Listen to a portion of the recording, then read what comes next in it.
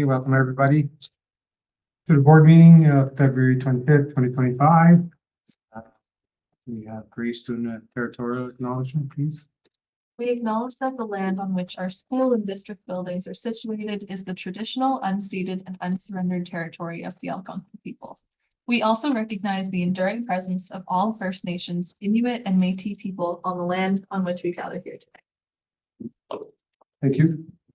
And then we have Kim doing the invocation. May we who are assembled here have a true understanding of the duties that are placed in our hands. We seek to have the wisdom to honor our obligations to Renfrew County District School Board students, families, staff, and communities. As trustees and administrators, we will work together to lead, guide, and support the vision to inspire, empower, and achieve. Thank you. Attendance, Chair Boland here, Vice Chair Humphreys sends her regrets. Trustee Doherty. Here. Trustee Gannett here. Trustee Kaiser. Is here. Trustee Primo. Trustee Rajamani. Here. Trustee Reddy. Here. Student Trustee Ding. Here. Student Trustee Doherty. Here. Director Nemi. Here. Superintendent Burns. Here. Superintendent Poirier. Here. Superintendent Smith. Here. Superintendent Cromwell. Here.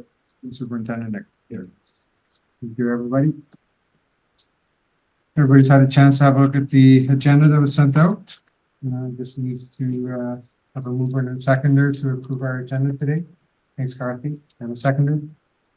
Kim, thank you. All in favor? And that's passed. Any declarations or conflict of interest with the said agenda? Away we go. Just need approval of the minutes from the meeting of January 28th, 2025. That was in your agenda as well. Just need a mover and a seconder. Thanks, Christina and Mike. All in favor? Because that's passed. And then this part is just another sad moment in a little over 14 months. We've had a trustee pass away. Dave Dobson, just very sad. So when I was at the IAC meeting last Thursday at Opiongo, a number of staff approached me to say how sorry they were for the passing of Dave. They shared their stories about Dave and about volleyball. And he just went to like a lot of games, and he expressed that he had told me that he had at PAS that he had purchased a new vehicle like 2024, and he had like over 80,000 clicks on it. So that's a lot of games to go to. I'm sure he must have did something other than just go to the games, but you know, that's a lot of games. And Kristen? Thank you. Trustee Dobson leaves a legacy of kindness, patience, and generosity. I think one other thing that he did that put a lot of kilometers on his vehicle was he would go around to all the Mennonite farms and gather food and then bring it to the grind for people who needed it. Also, he connected our school board to Coldest Night of the Year. Last year was our first year participating in February of 2024. And he's the one who asked us to consider doing that because he was supporting them by bringing his volleyball team there to help in the kitchen. And so Dave was just such a generous person in so many different ways. He also was a teacher at heart. So he's a teacher for 28 years with Durham District School Board, and just constantly full of positivity, encouragement, and praise. He was a huge supporter of all staff and students across the RCDSB and would bend my ear about any type of feedback that he would get from either students or staff, but always wanting the very best for everyone here. And we really are going to miss him. Thanks. And Susan had sent a little note that I'll read out. My memories of Dave include our time spent together at Student Senate, and particularly when we were able to take the Senate on a tour at the Canadian Senate and the House of Commons. Even though he had some mobility challenges, he wanted to participate in this and drove a van full of students to and from Ottawa, apparently twice. He enjoyed the touring and never complained about anything. He always made the best of what he had. My most recent memory is spending time with Dave at the PES Symposium in January. This was the first time he attended the conference, and he loved every minute of it. He met some really great trustees, and he enjoyed the various sessions he attended. It was really nice to spend some time, informal time with Dave. He took the time on his way home after the symposium to call me to thank us for encouraging him to attend and to tell us how much he enjoyed his time there. I'm so thankful to have met and worked with Dave for 2.5 years.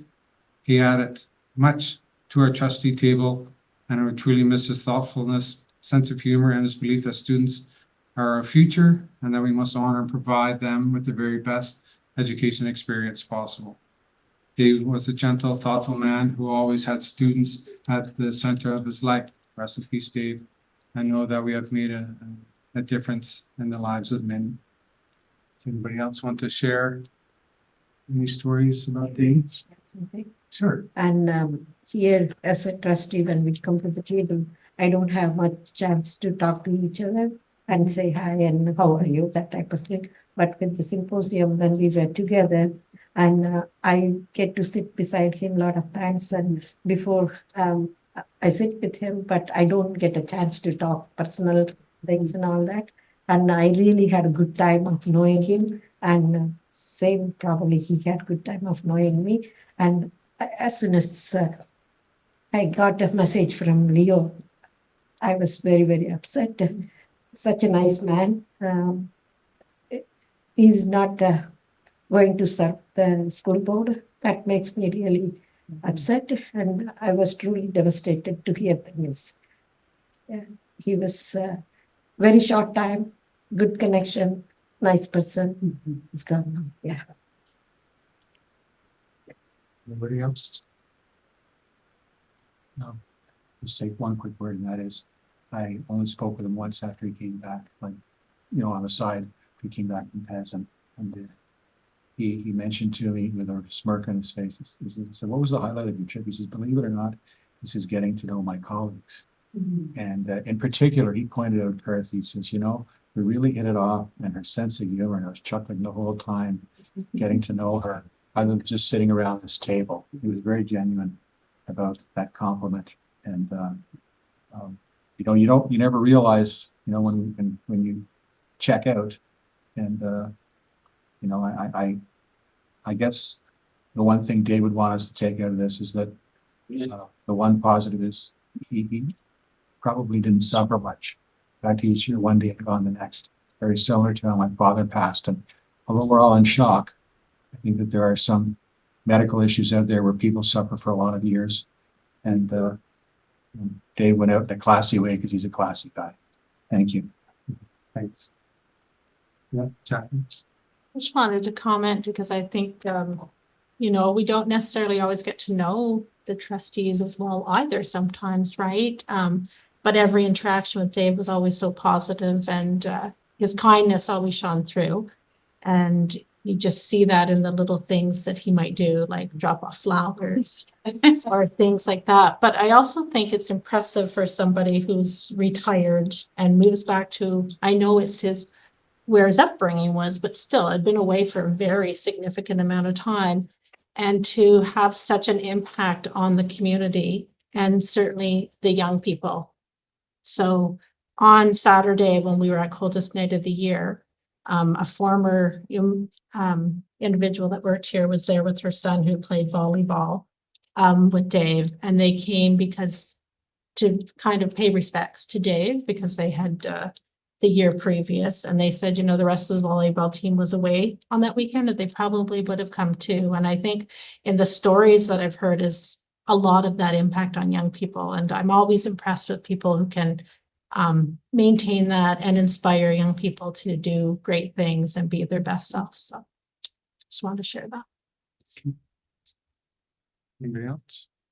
I'll just share, like, last year at, the graduation ceremony, I was privileged to sit beside Dave, and, you know, he was in a caring way, very nervous to get up there because he really wanted to speak to the students and staff and make that dear connection. And you know, and he wanted to get up there, and he was really proud because some of the graduating students were some he coached, right? That he's known for a long time. And it really meant a lot for him. And he went up, did an amazing job. It came back and was like, did I do okay? And I was like, you did great. It was just, you know, it was just genuine. It was really nice to have that moment. So. Thank you.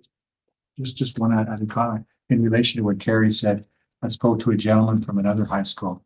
He's a veteran staff member whose son was graduating that year and really didn't know Dave very well. Knew him to say hi. We never really knew him.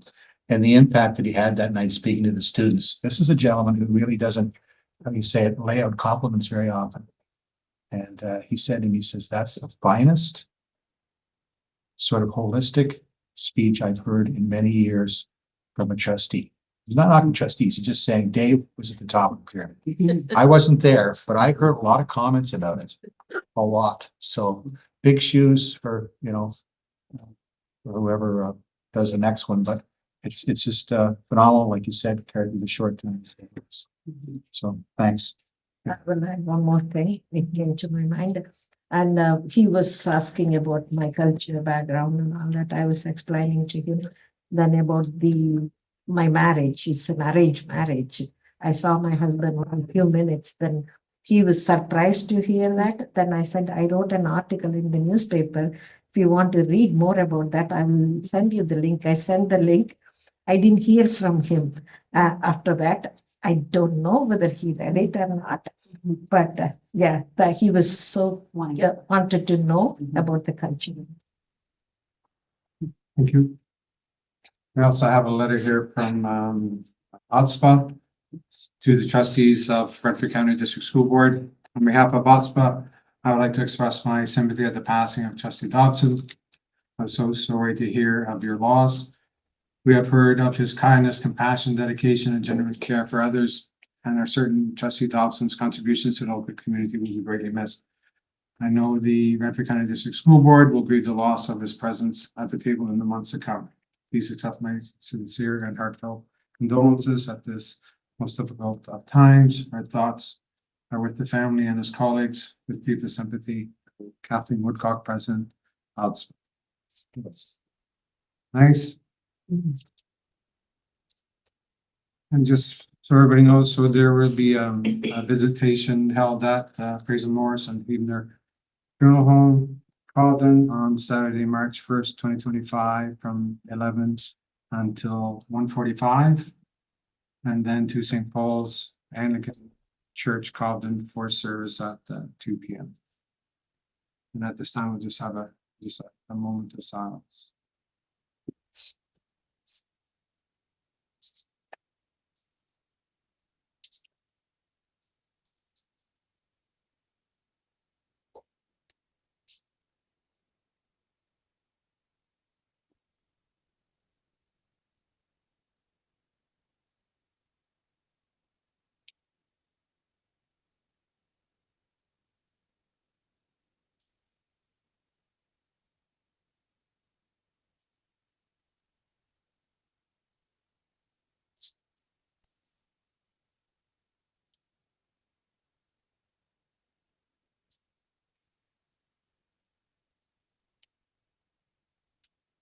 Thanks, everyone. So the next item is the strategic plan.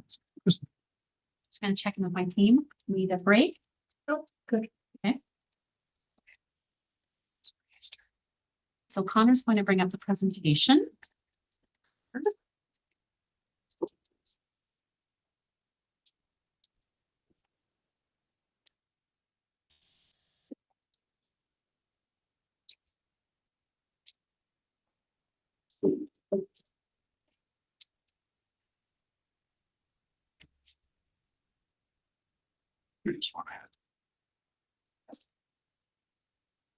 Working? Nope. Actually, that's on. Can we turn it on, off, and just be a minute.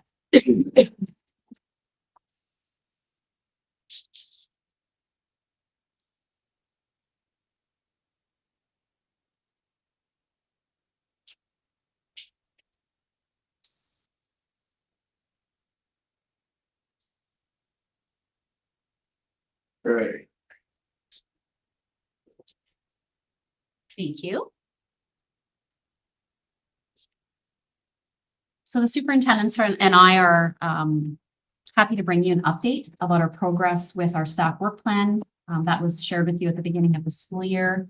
It outlines all of the goals from the strategic plan and how we're advancing all of the goals of the strategic plan. At that time, we identified 8 focus goals for you. And so the first couple of slides you're very familiar with, and we're going to spend some time next week delving into our current strategic plan that includes our 3 priorities of inspiring community engagement and partnerships, empowering equity and well-being, and achieving excellence in teaching and learning. So as I mentioned at the beginning of the school year, we shared the staff work plan, and maybe you can remember that the white rows were the ones that are our focus goals, and the grayed out rows were the ones that are not our focus goals. And so although we're advancing all of the goals in the strategic plan, we said we would bring updates to you about the 8 focus goals, because we would be here for a long time if we shared all of our progress with all 25 goals. And so last year we had 8 focus goals as well. And then this year we have a different set of 8 focus goals. So those are summarized on this slide. And now I'm going to turn it over to Superintendent Nickel, who's going to speak to the first goal. Thanks, Kristen. So in terms of the priority of inspiring community engagement and partnerships, that as there are many goals within that, the one goal that we wanted to focus on was on EdSP. And before I speak to that, it really, there's a part of the multi-year strategic plan that really speaks to this. And it's at the bottom of the page. The importance of relationships is at the heart of this strategic priority.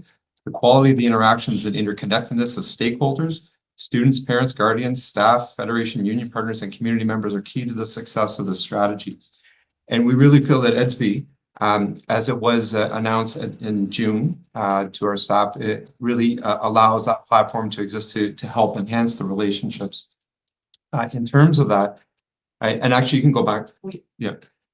Just in terms of that, there's a few things just to note on there. So you'll see that there's obviously a graph on the right-hand side with 3 colors noted on the legend, but you'll notice the one color for student does not exist. And the reason for that, it's purposeful. At this point in time, as we roll out EdSP for all the schools, we don't want the students, in fact, to be engaged at this point. We wanted to make sure that the staff and the parents feel comfortable with this. At this point in time, we currently have 3,000 parents enrolled over 20 schools. So we're getting there. We're almost there. But the other thing I'd just like to point out about the highlight of EdSP moving forward with this is that it provides a consistent communication platform, as opposed to, in some boards, maybe there's a variety of different platforms which can be confusing, not only for the families, but also for the staff, if there's different platforms happening. So it provides that consistent support. Thanks, Kristen. And the other thing I'd just like to highlight on here too, so what you see basically is a screenshot of what is sent out from a school to families for them to be able to see. And a couple things of note here. You'll notice that you can see up near the top, there's a calendar, a save the date, and then a picture of some students building a snowman. So that would be what we call the river. And the river is basically a stream, if you will, of information that's shared out to promote. And then on the right-hand side would be sort of a week at a glance, if you will, for the parents to be able to see that. And just a note with that, what we recognize, obviously, we want to communicate with our families in terms of what's going on in the school. But what we recognize is we're also able to promote what's happening, not only within our school, but also within our family schools. And even for district-wide, we can promote through this river to the families as well. Since September, we've done a number of staff training. We've developed an EdSP committee just for a consultation, which includes union representation too, and we continue to build capacity for EdSP across our district. And I'll turn it over to Jacqueline. Great, thank you. So the second focus goal in this area is around collaboratively. Do you want me to wait? Okay, collaboratively and constructively working with all of our staff, and that includes Federation and union partners, receiving their input, all in the efforts to support all of our students' needs and make sure that we have efficient operations in the district. And so under the heading of collaborative professionalism, we did share at the January 28th board meeting staff reports, both on participatory leadership and the attendance support program. So we're highlighting that those contribute to this focus goal, and that currently we're investigating an additional strategy in regards to the implementation of a staff climate survey. We're in the middle of some procurement processes because we would like to be able to align a vendor to provide both the student and staff and parent climate surveys. And I'm going to pass it over to Kristen. Okay, that takes us to the next section of our strategic plan, which is empowering equity and well-being.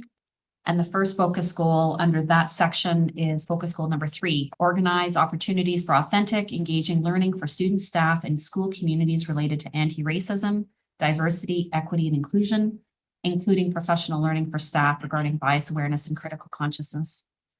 So over the years, we've had many different opportunities related to this focus goal. And so for today, we're going to share some priorities for this school year.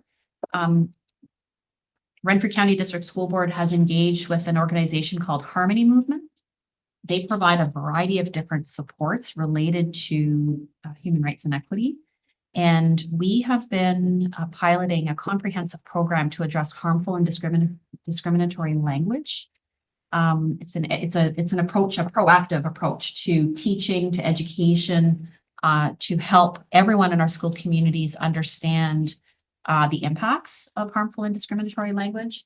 And Harmony Movement has an amazing approach to doing this. And so we have some schools that are piloting this program with the hopes that we can continue to expand. And so some of the supports that they provide are educator-led workshops for staff, students, and families, surveys to measure the impact of what's being implemented, and then also some webinars through Harmony Movement. The other partnership that we really wanted to highlight was with the Local Immigration Partnership. They are also piloting some education modules, learning opportunities, and these are virtual modules. And I believe I forwarded that to all trustees, if I'm not mistaken, last week or early. Yes. Yeah, last week. And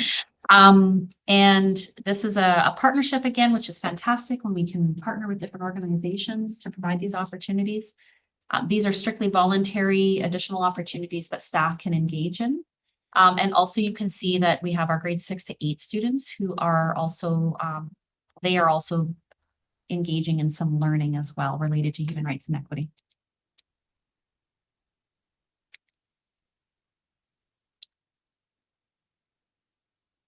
The next focus goal under Empower also connects to human rights and equity. So I'm going to continue to speak about focus goal number 4. So focus goal number 4 is review all policies and administrative procedures as well as resources for teaching and learning environments through the lens of human rights to ensure equitable, diverse, and inclusive practices are reflected in schools and central departments.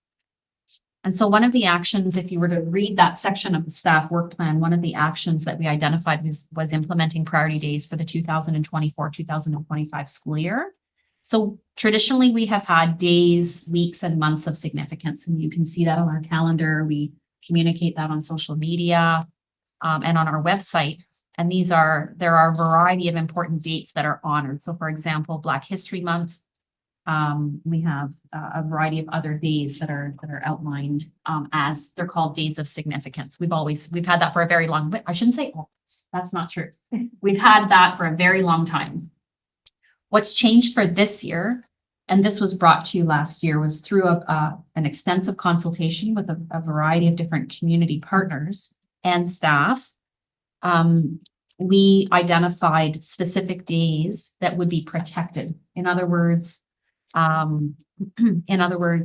there are not other activities happening on those days that are unrelated. So for example, September 30th, that day, Orange Shirt Day, is a day that's protected. It's a priority day, which means that the only thing that's going to happen on September 30th is learning and reflecting related to Orange Shirt Day. And so, for example, we wouldn't have the Terry Fox Walk happening, right? Because that happens at the end of September. And we don't want that happening on September 30th.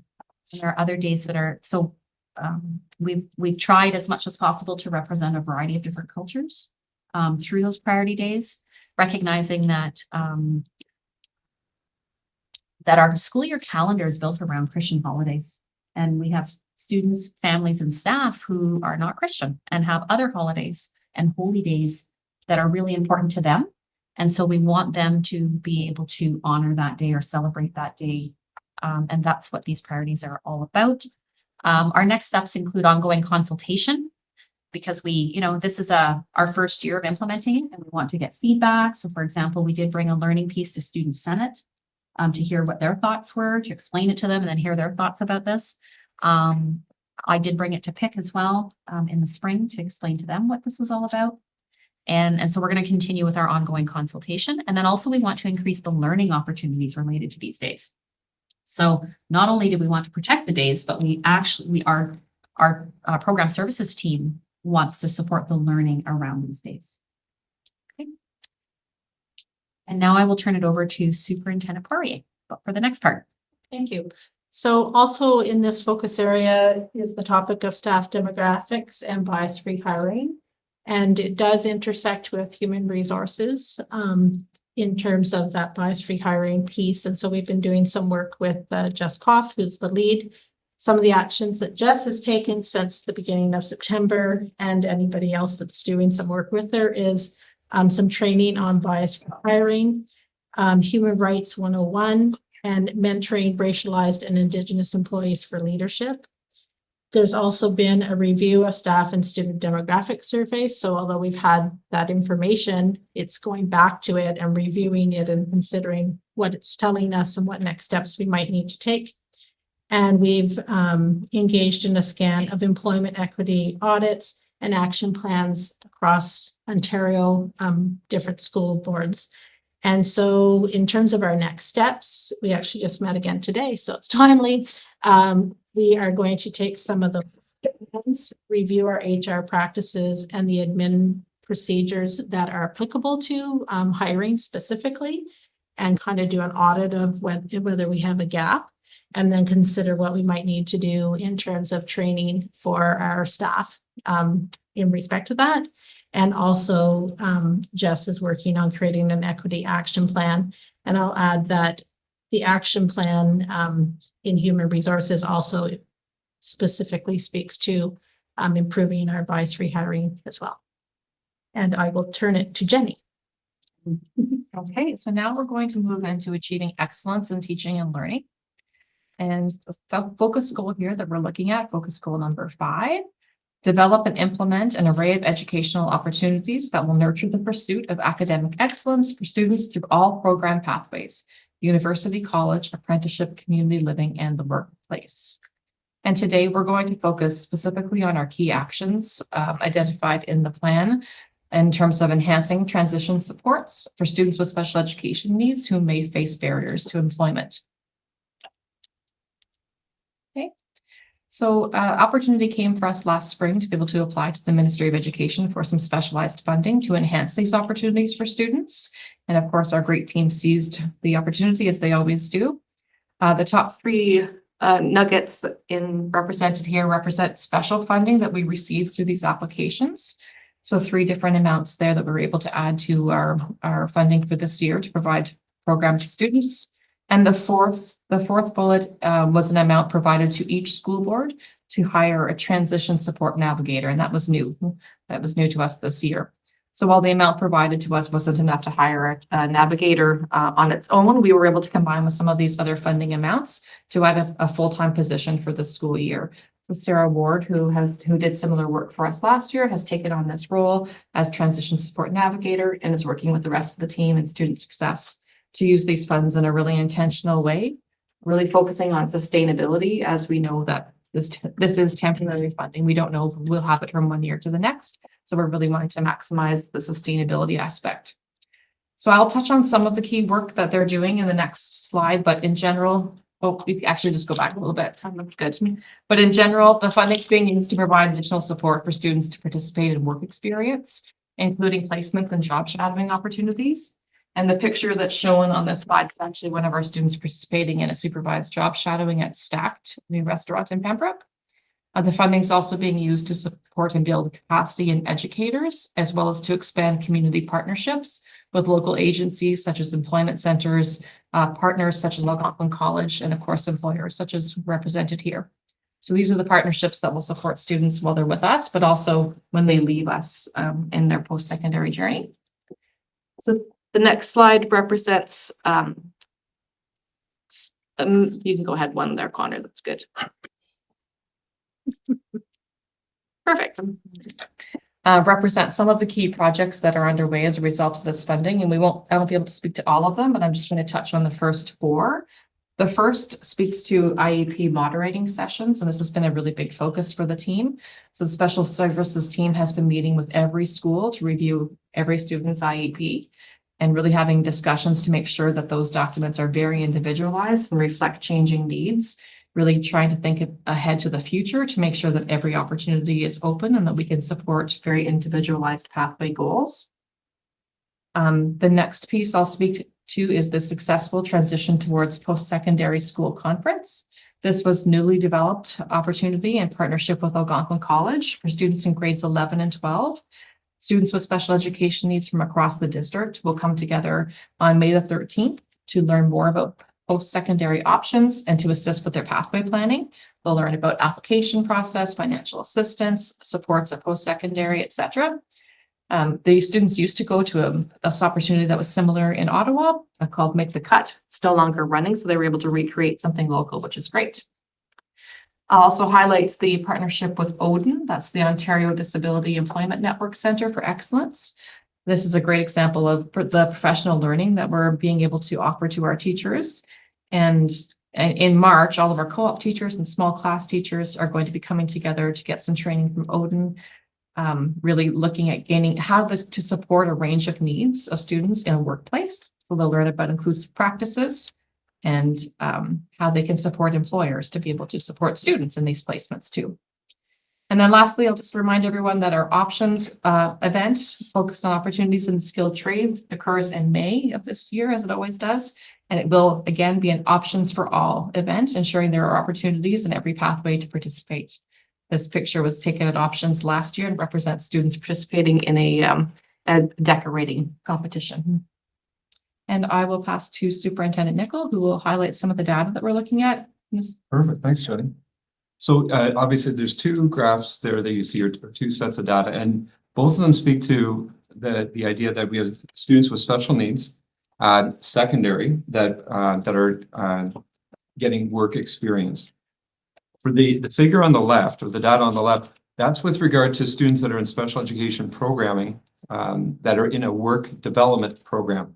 So as an example, my daughter would be in a special education program. So she is, while she's not, we can define success by, the accumulation of credits. And so her definition of success would be different than that. But she's still receiving skills, strengths and next steps so that she can, be a contributing member of society, but we're not defining her success by credits. So she's also in a special education program, like a number of students here at our CDSB. And with the work development program, even though it's not necessarily co-op, it still has that same flavor, if you will. However, there's, again, the whole idea of the road of independence for all students. So in this case, for the work development program, a lot of it's done in the class. And there's certainly a lot more scaffolding involved or support. But so that even when a student was to receive some work experience, they've already had a significant amount of foundational support in the school before that. And by foundational support, we're talking about some social skills, being able to receive directions, being able to advocate or ask for help when needed. And so you can see from here, now this data is given from, again, secondary, in terms of our students that are in special education programming, participating in work development. So it's almost 50% of the students, and that's just for the first semester. And again, not all students in special education programming, it would be applicable for them depending on their profiles. In terms of the on the right hand side, this data would be specific to grade 11 and 12 students. In this case, that have an individual education plan or an IEP, but not necessarily part of the special education program. In other words, we can still define success for them in terms of credits. Whereas for the cohort on the left, it would be a different definition of success.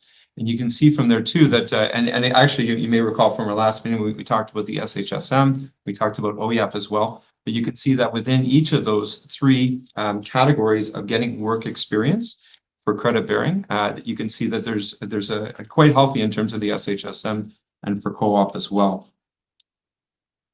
And if we just go to the next slide, this is a testimonial from one of our educational assistants, and certainly I could read it to you, but what really comes out loud and clear to me are two things that I wanted to highlight. The one is confidence and the other is support.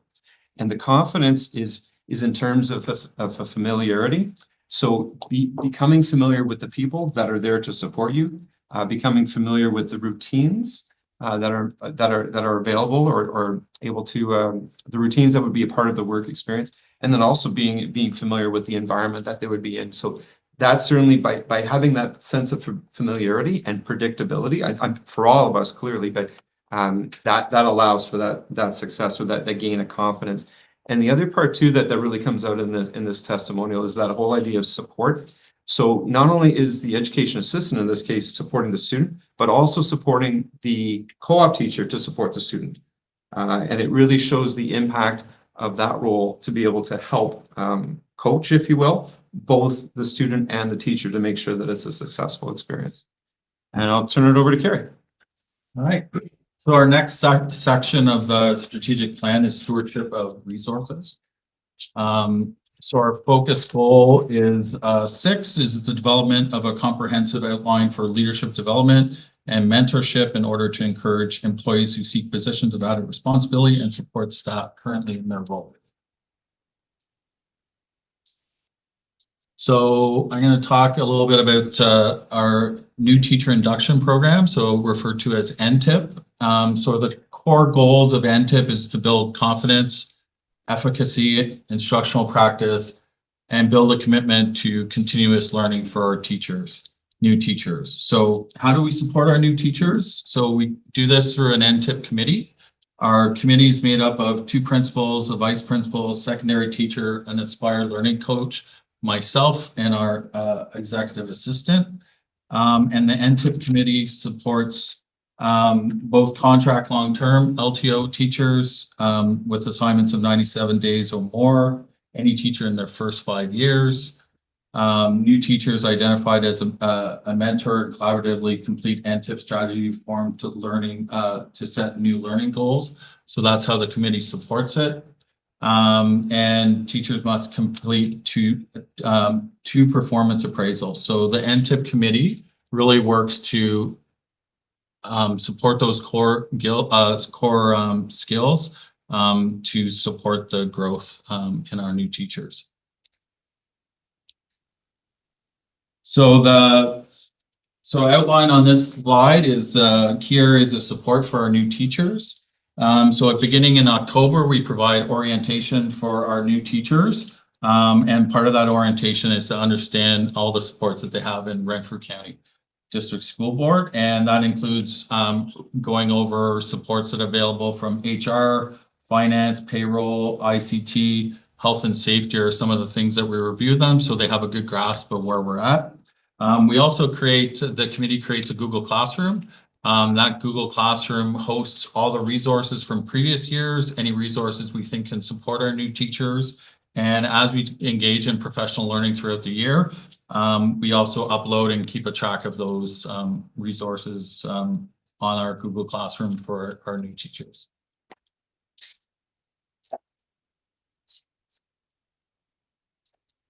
Oh, I'm still kind of going here. So, so part of our committee is we also do a learning needs survey. So in October, we ask our new teachers. We send a survey and say, what do you need to learn? What do you want to learn about? And their priorities our new teachers shared with us was FSL, student well-being and belonging, literacy, numeracy, and assessment and evaluation. And in January, we held our elementary professional learning session with our elementary teachers. And the focus was student well-being and engagement with a session focusing on community circles. And then we also did a session on assessment and evaluation.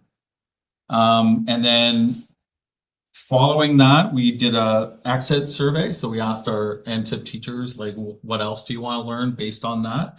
And the top responses was FSL, assessment, evaluation, and structured literacy. And some of the feedback we received from NTIP, so we also asked for, you know, how did you feel about the session? What did you enjoy? Some of the comments were hearing other peers share their positive moments from the year so far. I enjoyed learning about all the resources available to us. The community circles are definitely something I want to implement with students in any way, shape, or form that I can with my capabilities. I enjoyed the opportunity for collaboration. I'm walking away with resources from the presenters, but also other teachers. So we're also creating that network of new teachers that can support and make those connections early on in their careers. So the professional learning sessions really reinforce the value of collaboration, reflection, and shared resources in strengthening student learning, well-being, and engagement. And moving forward, we continue to build on these conversations, ensuring the future of professional development opportunities reflect our NTIP teachers' needs, including FSL, assessment, evaluation, and structured literacy that are responsive to the evolving needs of our educators and students.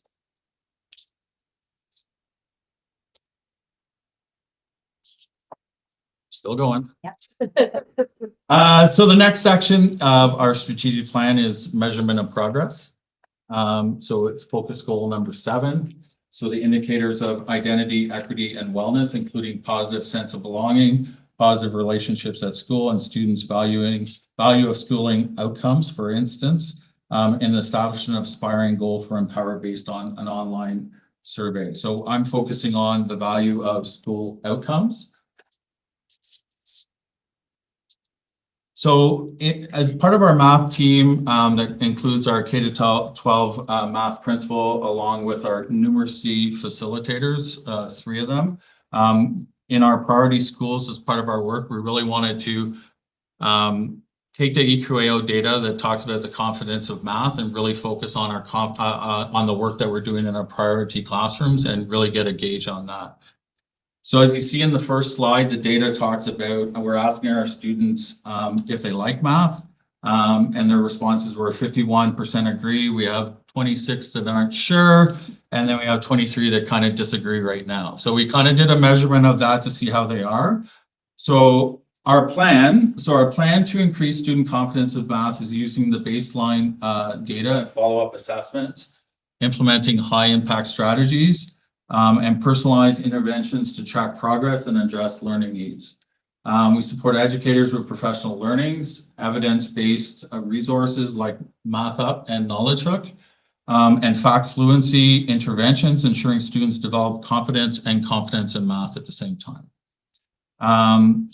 So the context behind the data. So at the beginning, we collect the baseline data in our priority classrooms. It's made up of our grade 3, 6, and 9 classrooms in October, and we follow up in February and May. And if it was like a split classroom, we measured everyone within the classroom so that we got the measure of everyone within there. And in our plan in action, our 3 facilitators are working in the 9 priority classrooms. They are working with teachers to implement the high impact strategies, which is guided by a ministry document set out that really talks about, the strategies we need to see in classrooms to really engage students in learning in math and build their confidence, as well as supporting the use of our digital tools like MathUp that supports teachers and Knowledge Hook, which supports students in classroom. In this slide, we asked students in our priority classrooms, do you feel I am good at math? 45% agree, 37 still unsure, thinking, and 18 disagree. And really our continued plan was our numeracy facilitators developed a local snapshot. So through using Knowledge Hook, which is one of our digital tools. So based on numbers and operations strand from the curriculum. So a baseline assessment was kind of done to see where our students were in October and November. And we have follow-up assessments that's being wrapped up in February, and we will do it again in May to see how we're progressing. If students struggled with the numeracy snapshot, then the facilities conducted math running records to gather additional information about fact fluency. So fact fluency is just, understanding addition, subtraction, division, multiplication. They also modeled and administer math running records for our special education teachers in many of our priority schools to build capacity within those schools. So a math running record is just looking at fact fluency in a short amount of assessment.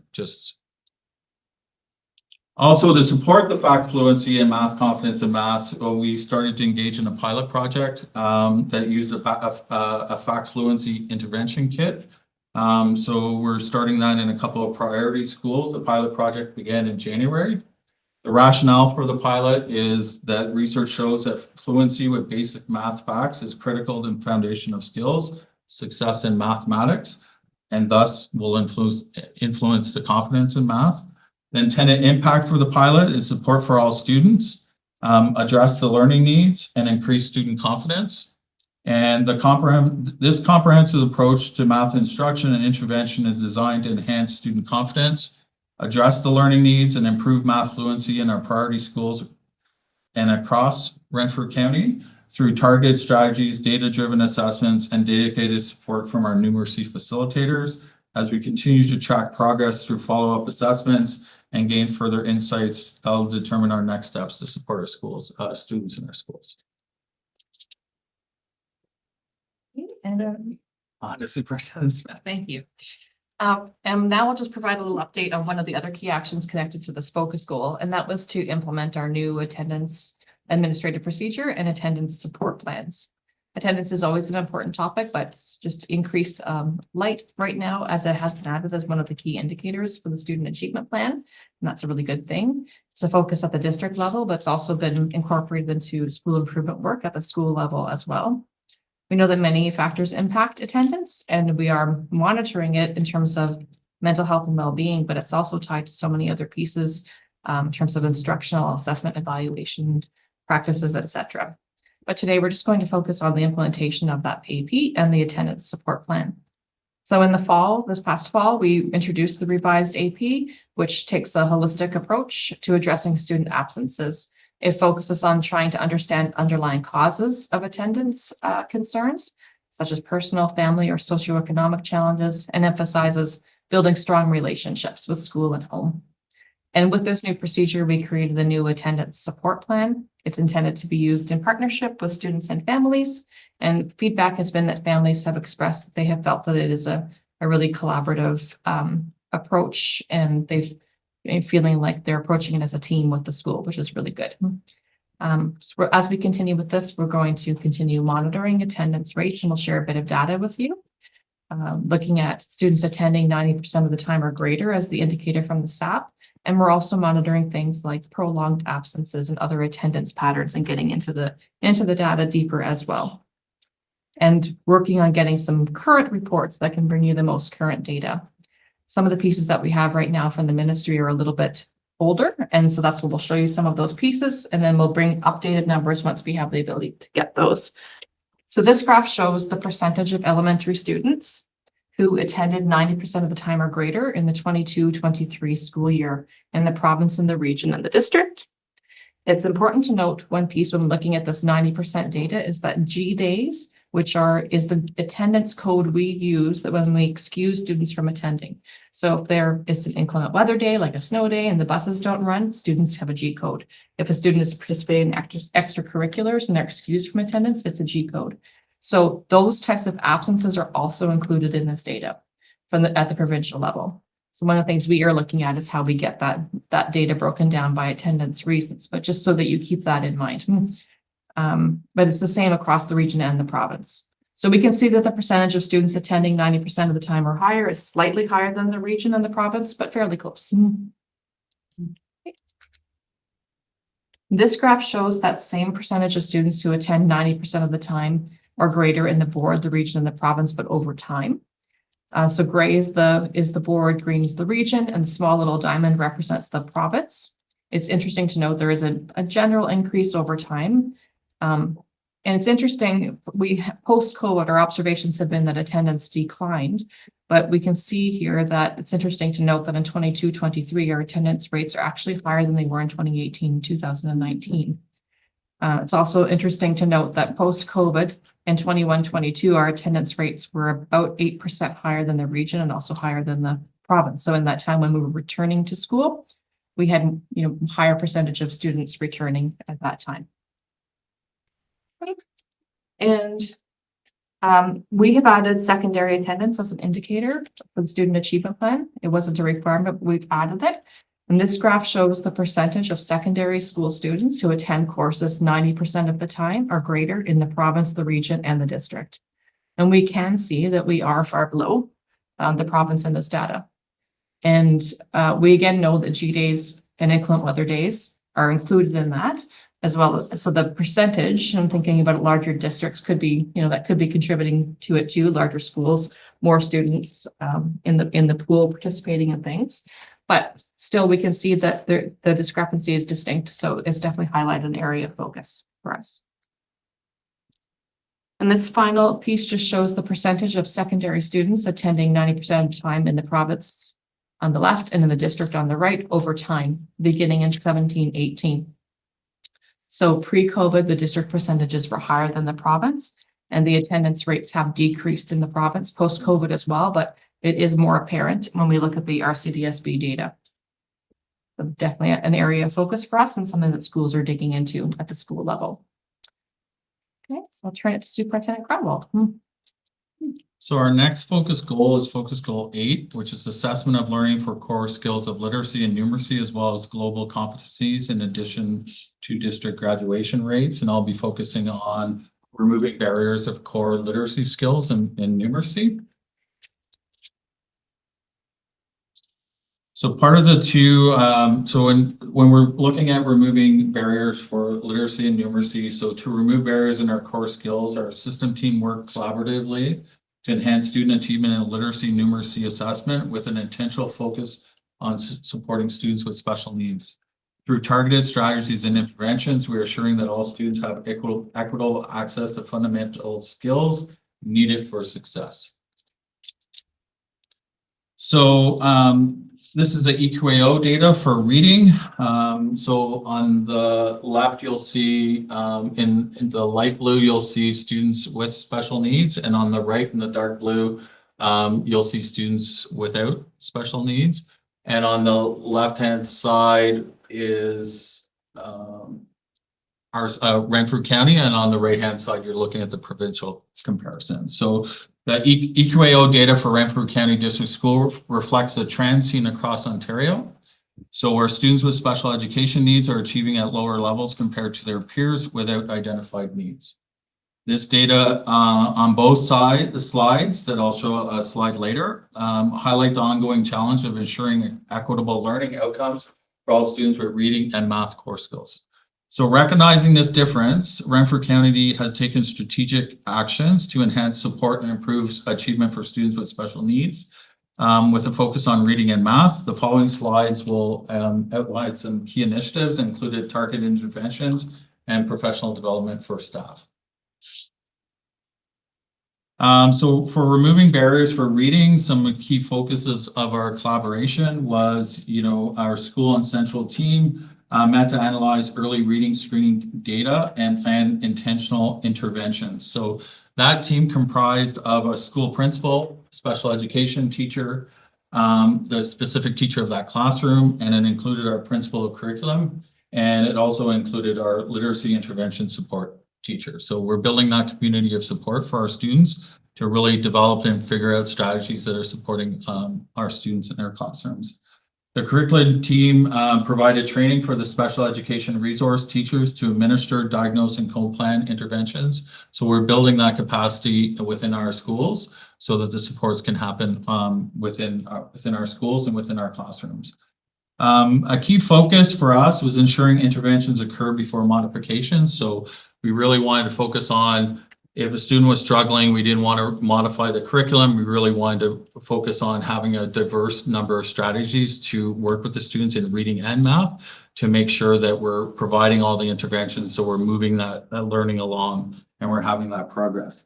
The curriculum team also built student and staff capacity in using technology within the classroom and accessibility tools within the classroom and within EQAO. So EQAO switched online, so there's a number of embedded accessibility tools. So the more we're getting used to that, the more we're teaching students and staff how to kind of use that when we go through the assessment. So again, this data shows, but it's now a focus on mathematics, and you can see on the left versus the right, pretty, you know, the numbers are going to be a little bit higher in the province, but a comparable difference, as I stated earlier. So through the collaborative work of our system leaders and their teams based on this data, we narrowed our system focus to outcomes by focusing on strengthening early identification and intervention to provide timely needs-based support, implementing evidence-based literacy supports such as UFly and Lexia in the classroom to support, and numeracy programs, Math Up and Knowledge Hook, and high-impact strategies tailored to diverse learning needs within our classrooms. We were focused on enhancing educator capacity through professional development and collaboration. We foster inclusive classrooms that prioritize individual learning plans and responsive teaching and learning strategies. So removing barriers for math. So key areas of focus of the collaborative work of our numeracy facilitators, intentional support for students with special education needs with special education resource teachers as part of the school team. So that collaborative effort in our 29 priority classrooms through that focus on numeracy. We're building the capacity of our special education resource teachers to administrate math running records, to assess fact fluency, to have the supports in our schools. So again, providing an assessment to see where our students are to be responsive to their needs, building student and staff capacity, again, in using assistive technology and accessibility tools within the classroom and EQAO. Also, Renfrew County District School Board provided a central professional development day for all educationals and assistants and school support workers on January 31st. So we recognize and appreciate the dedication of our system leaders and their teams for their leadership, coordination, and unwavering commitment to fostering professional growth. Their collaboration and teamwork has been instrumental in creating meaningful learning opportunities that support educators, staff, and ultimately student success. So based on the system leaders' collaboration, we were able to provide 18 different learning sessions for our educational assistants and student support counselors. I won't go through all 18, but I'll highlight some of the sessions. So there was a focus on executive functions, math reading and writing accessibility tools, mental health promotion and social emotional learning at school, structured literacy, hands-on math, supporting and engaging students with tools in mathematics, and supporting Indigenous students. So the more we learn, the better we lead. Deepening our knowledge and strengths our impact, empowers our teams, and enriches our educational experience for all. So that was an opportunity similar that we did in October when we brought our teachers together. This was a great opportunity to build capacity for our students, for our staff, bringing them together in January. So on to Director Dean. Thank you. So to summarize, as I mentioned at the beginning of the presentation, we had selected 8 focus goals out of the strategic plan. That's what's been outlined in our presentation and our actions to date for this school year and the impact so far. We will bring you an end of year update related to these 8 focus goals in September of 2025 at the end of the month, that board meeting. And then this spring, we know that we have a new strategic plan that's under development or that's going to be developed. However, we will be using this current strategic plan for the first half of next year. And so we will identify focus goals for the first half of next year from this current strategic plan. And we will bring you an update in February of 2026 on that. And then we'll figure out a way to transition to the new strat plan. But once we have the new strat plan, we can look at the overlap if there is some, but we will figure out how to marry the two for next school year as we're transitioning. So thank you very much. We know that's a lot of detail. But we really think it's important to bring you this update because as we've been saying a lot the last couple of months, you set direction for us through the strategic plan. So we feel like this is one of the most important reports that we bring to you during the school year. Thank you. Thank you. And well, it's obvious, just from the report, all the work that's gone into it. Just, and the highlights and the lowlights, I guess, that, that are coming forward, right? So just the, the basic attendance rates, it just would make sense that if you're not coming to school, then you're not doing well in school, right? So you're not doing well with your math, at your reading. So, I'm assuming you guys are looking at that, why people aren't coming to school and trying to overcome those barriers to then help them with their math and reading. Anybody else have any questions? Christina and Mike? So first of all, when Scott said that's not how we're measuring, credits aren't measuring, aren't how we're measuring their success, like that's truly decolonizing education. Like, and I hope one day we can do that for everybody, like that achievement isn't based on credits, but what they can achieve in life. And that's wonderful.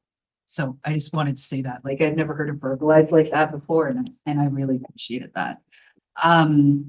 Regarding the math, do you have anything you want to ask? Okay. Regarding the math confidence stuff, we've been hearing this for like 2 years, and this isn't a criticism. It's just that I've been researching math for 12 years, so I have a little bit of knowledge to share about that, and some questions. So when you're looking at the math scores, are you looking at just, like, if you're looking at one student, are you looking at it across the board at all their marks? Or are you just statistically looking at just their math? Like for, So if Kristen is a student in my class, Mhm. and you're gathering all this data for me, but Kristen isn't doing well in math, but she's also not doing well in reading, and she's also not doing well in science. Mhm. So are you looking across the board that way? Because, and I'm going to keep talking about this more, and it's because of our friend, because he treated students as a whole person, and that's really important to me, and even more so now, I think. And that's how I want to honor him, is how are we seeing the whole student? Mhm. And so when we're looking at math and the work that I've done in math with just in this district and a couple more, Saskatchewan and everywhere, if we're looking, I sit with every student and I chat with them and throughout the 2 weeks that I'm in their classroom, and I can tell you from those chats, I never have to know who's struggling in math because it's the whole person that's struggling. Mhm. So when we're looking at math confidence and we're working at it and we're siloing it, we're actually not serving the students. We're serving our numbers, we're serving the ministry, but we're not serving a student. So what I would say with that is that the overall, what we have is we have our big global data Yeah. that we're looking at what's the confidence. And then when we're going down and narrowing down on the priority schools, right? And priority schools now become priority classrooms. And now we're working in the context of a team, right? But we're talking about, we're not talking like, so the confidence gets put on the shelf. Yeah. Now we're talking about what do the students need in that classroom? Okay. Now we're putting names to those students. And now we're putting what they're able to do and whatever. And then we're having conversations about who the student is at that classroom level. So it's kind of like that informs us kind of on the big structural supports that we're putting for interventions. Like what is the best way to teach math in classrooms? Yeah. Having those small group instructions where we have interactions and students learn with other students, they interact and it's more engaging and it's different, right? And learning in math, like any learning is ebbs and flows, Yes. Of course. right? Like I'm really good today, tomorrow I'm a little nervous about it, right? So, but when we actually get down to it, and because we're focusing on classrooms, right? We start talking about students. Who the student is, what do they need? Is this working, not working? And what we want to do is if it's not working, we don't want to jump away from that student. We want to know more about that student, find an intervention that works. So we're not trying to rush to an intervention or rush to, okay, let's modify for this student, but we need to know more. And it's again, that statement in there was put in there just so that we make sure we sit in it a little bit to really know who the learners are within the classrooms and build that confidence up in teachers too, to kind of, it's hard in education to slow down, but we're trying to slow down when we get to supporting in the schools and do that. That's what we're really trying to do, because when we're doing it. But this just kind of is the global kind of narrow it down. We take our practices, go through, but when we're actually in the schools, there's names to what we're doing. And that's where the focus really is. And when we've done our school improvement plan, we really, school improvements, and we've been talking all year, we've been talking about, you know, that satellite map data and that street level data, which is who is this student in front of us? Like, that's where we need to go. And in our family of schools visits, when we're talking to principals, they want to narrow that down. Like, what does that mean, right? Like, who are students, right? You know, this staff surveys told us this. Well, you know what? I'm pulling in a group of 5 students and from a variety of different places in my students, and I'm having conversations. So that's how the kind of global work's happening in our schools. That's some of the feedbacks we're getting on our visits with principals to kind of dig through and figure that out. So That's amazing. Thanks, Gary. Yeah, I'm just gonna start off by saying a couple of things. First of all, Jenny, what you were saying, I'm just so impressed with when it comes to an attendance support plan. And like really drilling down. I mean, when you talk about general, you know, someone that isn't in education, it's like, oh, student X, Y, and Z have poor attendance. Well, every case is different. Every family's different. And, you know, anybody that hasn't worked in the system, just like sometimes, you know, when we think it can't be that difficult a problem or an issue. Well, it sure is.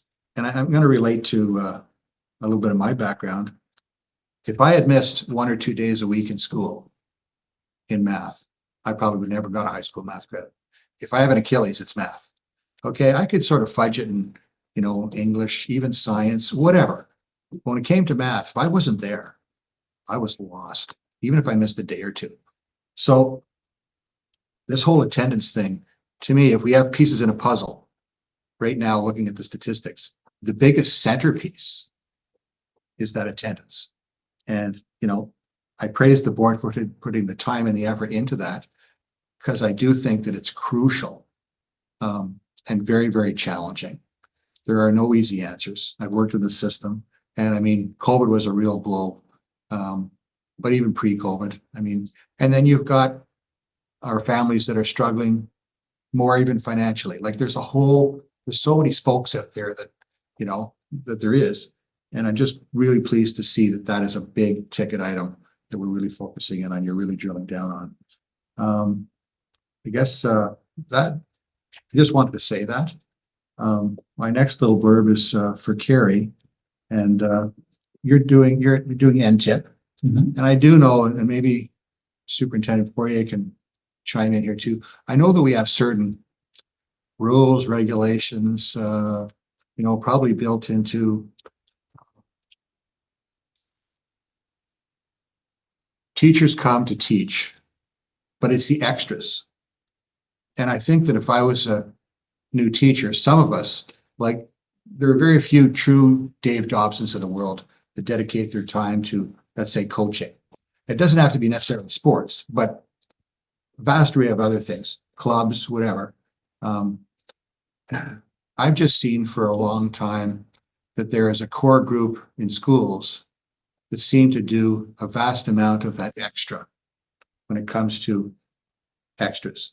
And I mean, I don't know how much truth there is to it or fact from fiction, but if I was on a hiring team and I was allowed to ask the question, which I may be not allowed to, but what else can you give? You've gone through teachers college, you've done all these other things, but what can you do above and beyond? Like there are some people that are just, they fall into it and they just run with it and they're awesome. But I think there's a heavy burden on those teachers that are truly the leaders in their school when it comes to anything extra. And I do know there's a lot of pressure on the teachers, and I don't know if Superintendent Poirier can give us some liberty on the do's and don'ts. Maybe I'm a bit of a dinosaur, but if I was in a if I was interviewing someone, you know, sort of, if it's sort of a tie, all things equal, but a young Dave Dobson would have the job. Just because, well, you know, I've done this, I'm doing that, I'm keen at this. I don't even know if we're allowed to ask those questions in today's world. It's concerning to me because sometimes in interviews, it's not just the teacher, it's the teacher plus. And that really, it just concerns me. Because there are so many facets. I mean, the obvious is the sports teams, but there's so many other facets, all kinds of clubs, all kinds of interests. Maybe you can shed some light, the two of you, on that, because it does concern me. I do know that there are union rules and all that other stuff, but maybe you can just capsulate that for me, because I struggle with that.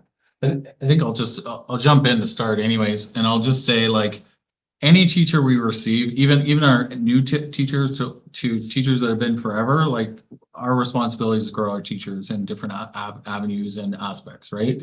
And when we start with them as new teachers coming in, they're coming in trying to get a grasp of classrooms and trying to get their footing, right? So we're trying to give them as many tools quickly to kind of build that capacity and confidence so they can take things on. So, and adding new tools. What's interesting in the session, because I'm a learner at these sessions too, because I'm learning from the things, and they had a really strong session on community circles, right? Which was really interesting because I made a note in one of our presentations from our school, there was a community circle going on things, which is interesting because it just kind of removes the barrier of desk and students really get to know the students, right? There's that interaction, building, knowing that, right? And from that, you would hope that knowing what students need would help inspire teachers to kind of pursue the extras, right? To really get to know them. So some of these practices, we hope there's ripple effects because you really see that dynamic. And Derek, who was facilitating along with Gail, shared like they were doing a fellows like one on co-op, right? Where really understanding and knowing co-ops, the importance of co-op, and students really sharing their experience and where they want to go with that, and just providing good feedback on that and kind of reducing things and just having that, you know, building community within there and what our students need, right? And like one of our presentations earlier, we saw like with the recycling, like they get, you know, you're following where the students want to go, right? And when we see when our teachers are following where the students want to go in some of our project-based learning, right? Some of the other extras come on, right? That we hope it spins out because, you know, the intention is, you know, to kind of build that capacity and grow teachers and having those conversations. And with our school improvement planning, it's really talking about, you know, what do our students need? Who needs us the most in our schools? Talking about that, our principals talking with the staff and really focusing on the students in front of us and what they need, and then building that capacity and collectedness as our staff. So that's kind of my, Yeah, I do realize that there are certain stages in everybody's life where, you know, you've got 2 or 3 young kids. It's not your time. You're just so overwhelmed raising your family and teaching and prepping and all that other stuff. But there are times where at certain stages of your career, you know, there's a time to sort of, you know, be encouraged to jump in. Mm-hmm. It's just a concern of mine that I see, and I'm sure it's not just in Renfrew County. I think it's maybe all over. We live in very, very busy times and we're pulled and stretched in a lot of ways. It's just that you hear so many kids say, well, you know what kept me in school was this, that, or the other thing. And sometimes it didn't have to do with the formal part of schooling. It had to do with the other stuff. Mm-hmm. And, you know, when it comes to what Superintendent Smith was saying, sometimes it's the other stuff that keeps us somewhat hooked. Mm-hmm. And there's no, again, there's no easy answer. It would be nice to somehow just increase those numbers a little bit.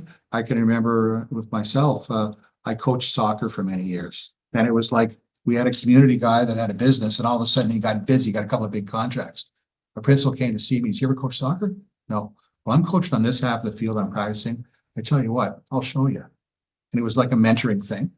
I mean, there's probably some of that going on, but I look back and I look at how thankful I was to that. Actually, it was actually the principal of the school that took me aside and said, "Hey," so I was like 30, you know, so I was fortunate to have, you know, had my arm gently twisted, and I took off from there. And then I started coaching in the community, et cetera. It evolved, but I would just hope that some of that's going on. Mhm. Whenever and wherever it can. And in fairness to young people, they just sometimes just don't have the time. It's not their time to do it. Mhm. And maybe sometimes they can just help in a minor capacity and get hooked in. But I think the leaders in our school, I've talked to some of them, and there's a key group of people in most schools that take on a lot. And maybe it's their time, or maybe they sacrifice some family time, whatever. But it'd be nice if we could increase that number. No easy answer, but I'm really, community-based. I think it's a great idea. So anyway, I've given you my blurb. Thank you very much. Anything to add, Jacqueline? And then I'll go to Kristen and then Jody. I think I would just say, Mike, that, that's a tricky part, like you said, because of collective agreements and because it's what we're hiring people for, but we're not hiring them for, right? But the part we are hiring them for, which is what Carrie's speaking to, and I really, really believe in, if we can build programs and teaching that really foster that enthusiasm for kids, then it also engages staff. And then that kind of thing just kind of builds, right? And I think part of what we need to reflect on is when we do some of the staff well-being surveys and get voice from staff about, where are they at and what might be preventing people from engaging in some of those extracurriculars, and just hear their voice, right? I know what you mean. It's that sense of community in a school, where everybody's kind of working in class and out of class for all of the great things for kids and engaging them in different ways. But I do think that if we can start with building those great relationships in a class that inspire kids, it then inspires back to the staff member. And I think it could have a ripple effect that way. Yeah, in fairness, I mean, where we both used to work, in one of the local high schools, there are some teachers, at lunchtime, you never see them. You do a little research, you go, what do you do at lunch hour? Well, the first half of my lunch hour, I've got a dozen students that I'm mentoring in math. That's right. Okay, so I'm not the formal sports thing. Yeah, no, or that's club. right. It's just, that's their way of giving back quietly. That's right. And they're awesome at it. So, I'm sure there's a lot going on. Right. But perception is that there seems to be a core group that seems to carry that weight. Anyway, thanks. Well, I just wanted to say that, just to build off of what Carrie and Jacqueline mentioned, although, we can't ask about when we're interviewing for a teaching position, we can't ask them what they're going to volunteer to do. However, when we do interview for a variety of different educational worker positions, we are able to assess whether or not they understand the importance of students having a sense of belonging and a connection to their school, because that translates directly into relationships in the classroom. So there are ways to assess those EQ skills and their values that translate into performance in the classroom and outside of the classroom, I would say. And also at the same time, I want to say that we do have a number of staff in both panels who are volunteering outside of the classroom and leading in a variety of ways. And last year in April, we celebrated many of them during National Volunteer Week, because that is going to and we're going to do that again this year with a kind of a bigger emphasis on it, but to celebrate our staff who are volunteering for things like extracurriculars, and also community members who are volunteering in our schools. So I think that, also showing gratitude to the staff who are might encourage others to participate as well and contribute. Thanks. Yeah. Jody? Thank you. I'll warn everyone, I'll probably be a minute, but I think I'll start by commenting on my fellow trustee Gannett's point that we've just been talking about. Then I'll go to the other items I had intended on talking about when I review the materials. With regard to the teachers, and the expectation to do extracurriculars, and about hiring kind of a teacher plus. I actually have I respectfully disagree with Trustee Gannett. I can't think of another job where you're hired partially for the work you're not going to get paid for. And it really does bother me on a few levels, because we do have an employer-employee relationship with teachers. And I can't imagine asking my staff, okay, I'm going to pay you for 7 hours a day. What are you going to do outside those 7 hours or during your lunch or during your break that's going to benefit me or my clients? Like it would never happen in a job interview. And I understand that this is what Director Niemi is talking about in some of our supervisors, but earlier this year, I think we talked about the Student Success Program. I think it was the financial program where the money goes back to students who have financial barriers, and it completely threw me that we were asking teachers to donate a portion of their salary. Again, if I had a number of clients and I asked my coworkers to donate a portion of their salary to help, even if it was for the best cause, I would feel extremely uncomfortable doing that.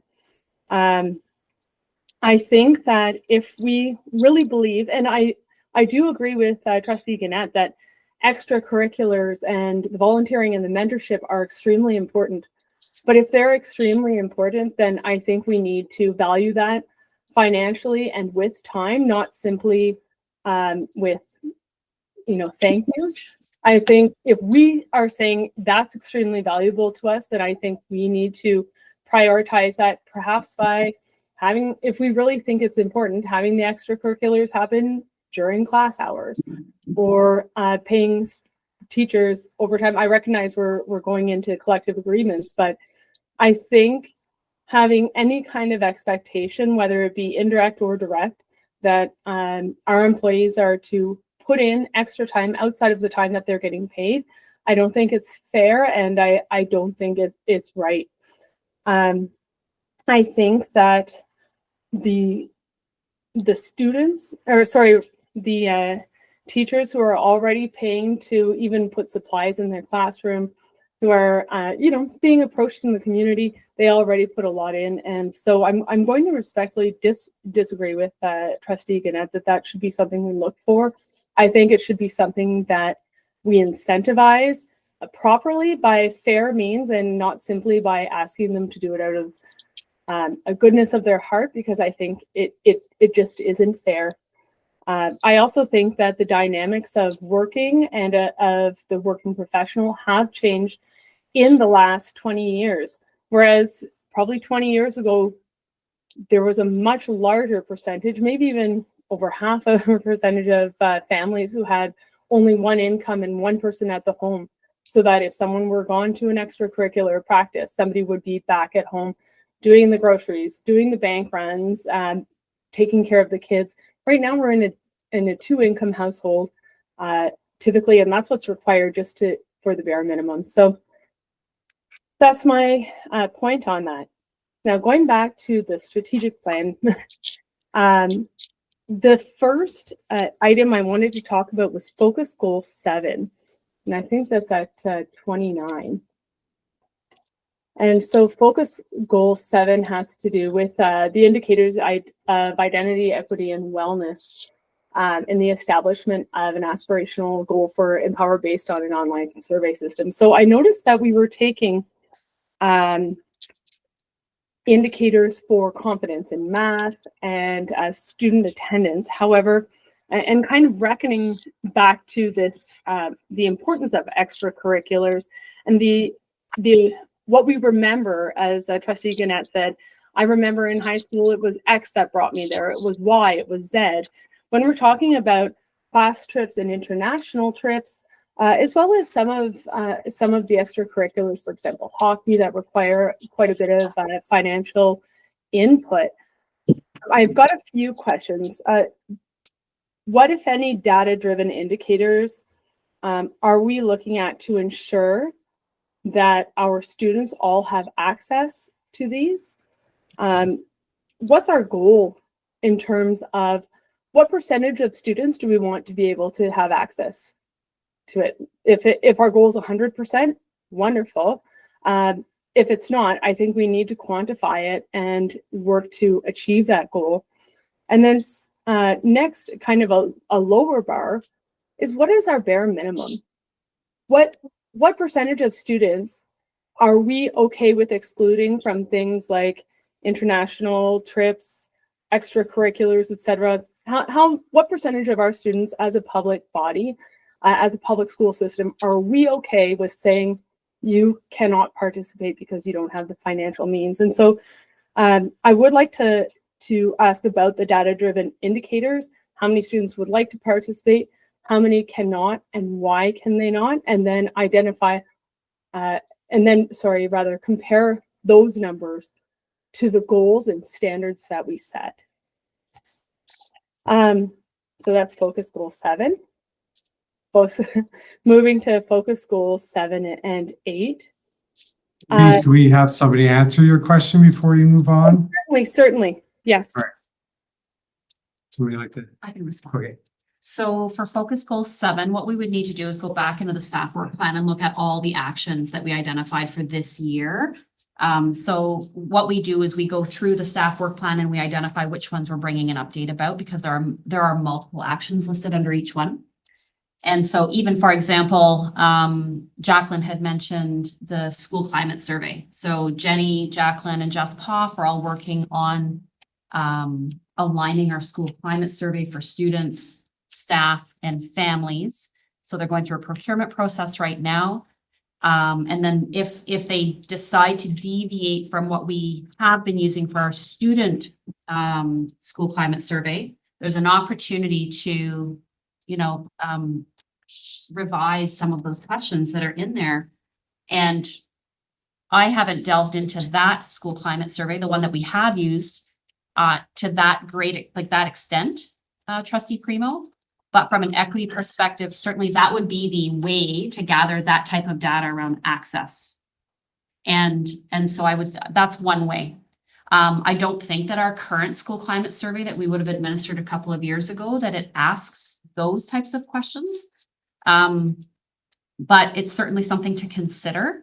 And so, no, we're not measuring access to all the, because we would, in order to be able to have an indicator like that, we would have to define which ones, which access to what, right? Like you mentioned international travel, for example, as one. I know the Board of Trustees over the last few years really wanted to see an increased access to French immersion, as an example. Like that's a specific goal that the Board of Trustees set, that the staff have actioned, and we have expanded French immersion across a variety of schools and families of schools. So that one we would be able to measure, because we would be able to pull data from our student information system over the years and look at that, and even just the number of programs at each school. So we'd be able to pull data about something like that, like access to French immersion. That's something that we'd be able to pull. Right now, access to something like international travel, even athletics, for example, a specialized program in a school, we don't have indicators right now. And so, it's something that we could look at. And when we go into strategic planning over the next few months, if that becomes equity of access to some other specific aspects of programming and opportunities that we provide right now, if that becomes a priority for us to measure, then perhaps through the strategic plan that could be identified as a goal. And so that's sort of my response to that. Thank you. Okay. Thank you, Director Niemi. And I suppose I'll pose this question maybe also to my fellow trustees. Equity of access, particularly for the programs that we know are divisive and in terms of polarizing who has money and who doesn't have money. Is that something that we should be identifying moving forward? Is this, to me, it's a very glaring and strong issue. whereas French immersion is a type of a curriculum. These are extras that are really dividing our students between the haves and the have-nots. Should we not be looking at this in a more systemic way in order to determine when we're asked to make these decisions, should we support this, should we not support this? Does this not fall under Focus 7? Is this not an access that we should prioritize?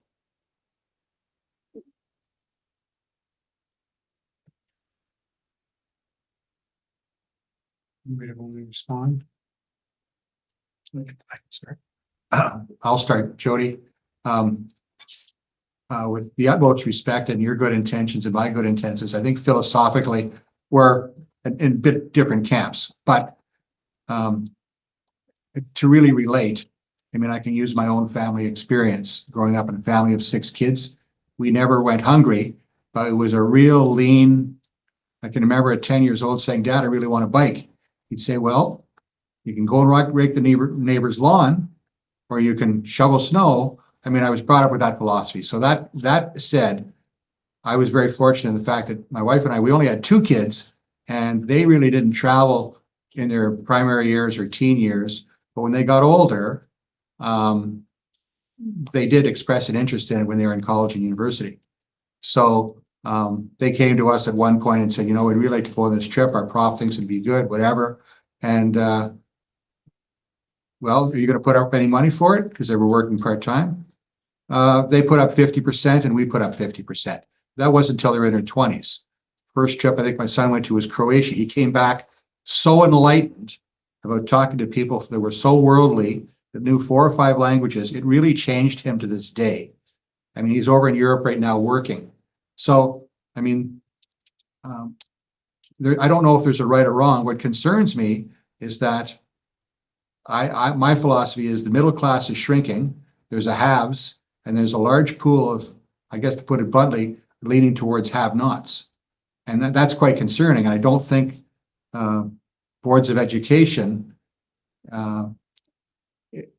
have the financial means to broadly help out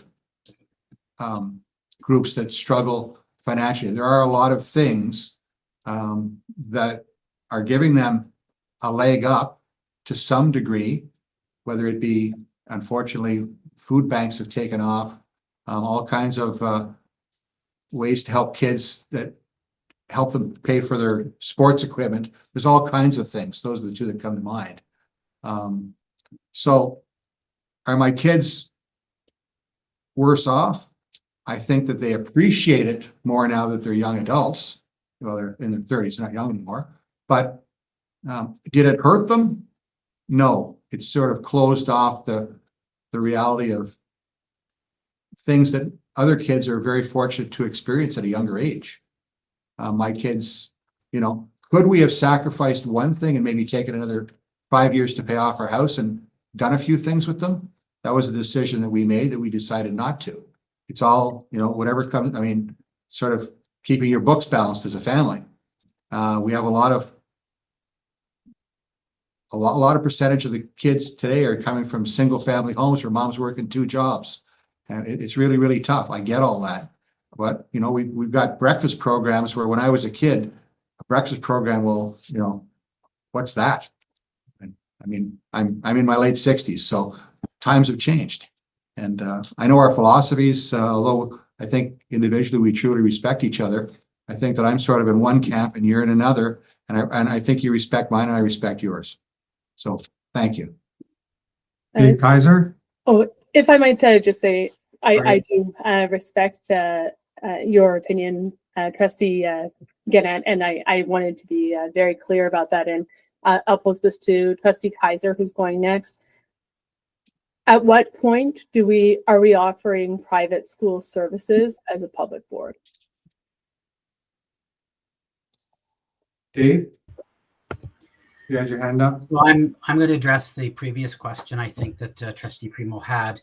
I mean, I don't agree with everything that she said, but again, I think that her question is an important one. And I'll use the 2 examples, I think specifically targeting certain areas to provide a more equitable system for students that cannot afford certain things. I know that, and again, I've missed a lot of meetings, but I mean, I don't know what's happening with the international travel situation, but I know that I've asked several times where the procedures are in place to make it more, I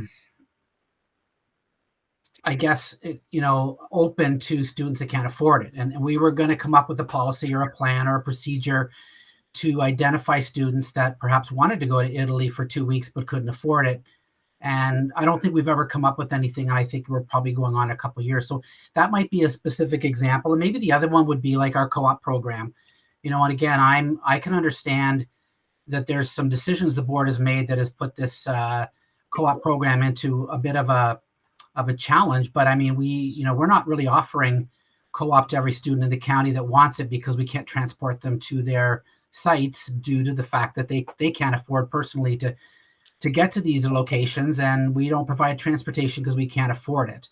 And I know that I'm being very general with that, and there's probably more going on behind the scenes to make this, but I think that addresses, and that's the one area I do agree with Trustee Primo on, is that, we have to make things more accessible for students that do not think they can participate. I mean, I know it's maybe a strange example, but I mean, if a student doesn't have basketball shoes, they feel like they can't play basketball or try out for basketball. I think that we need to do everything we can to make those situations more equitable and more accessible for students that don't think they have a chance.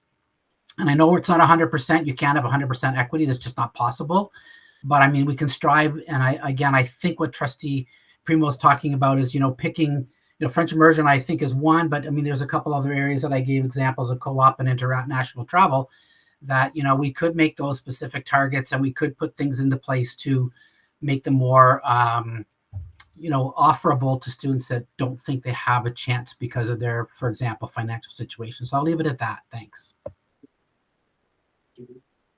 Sure.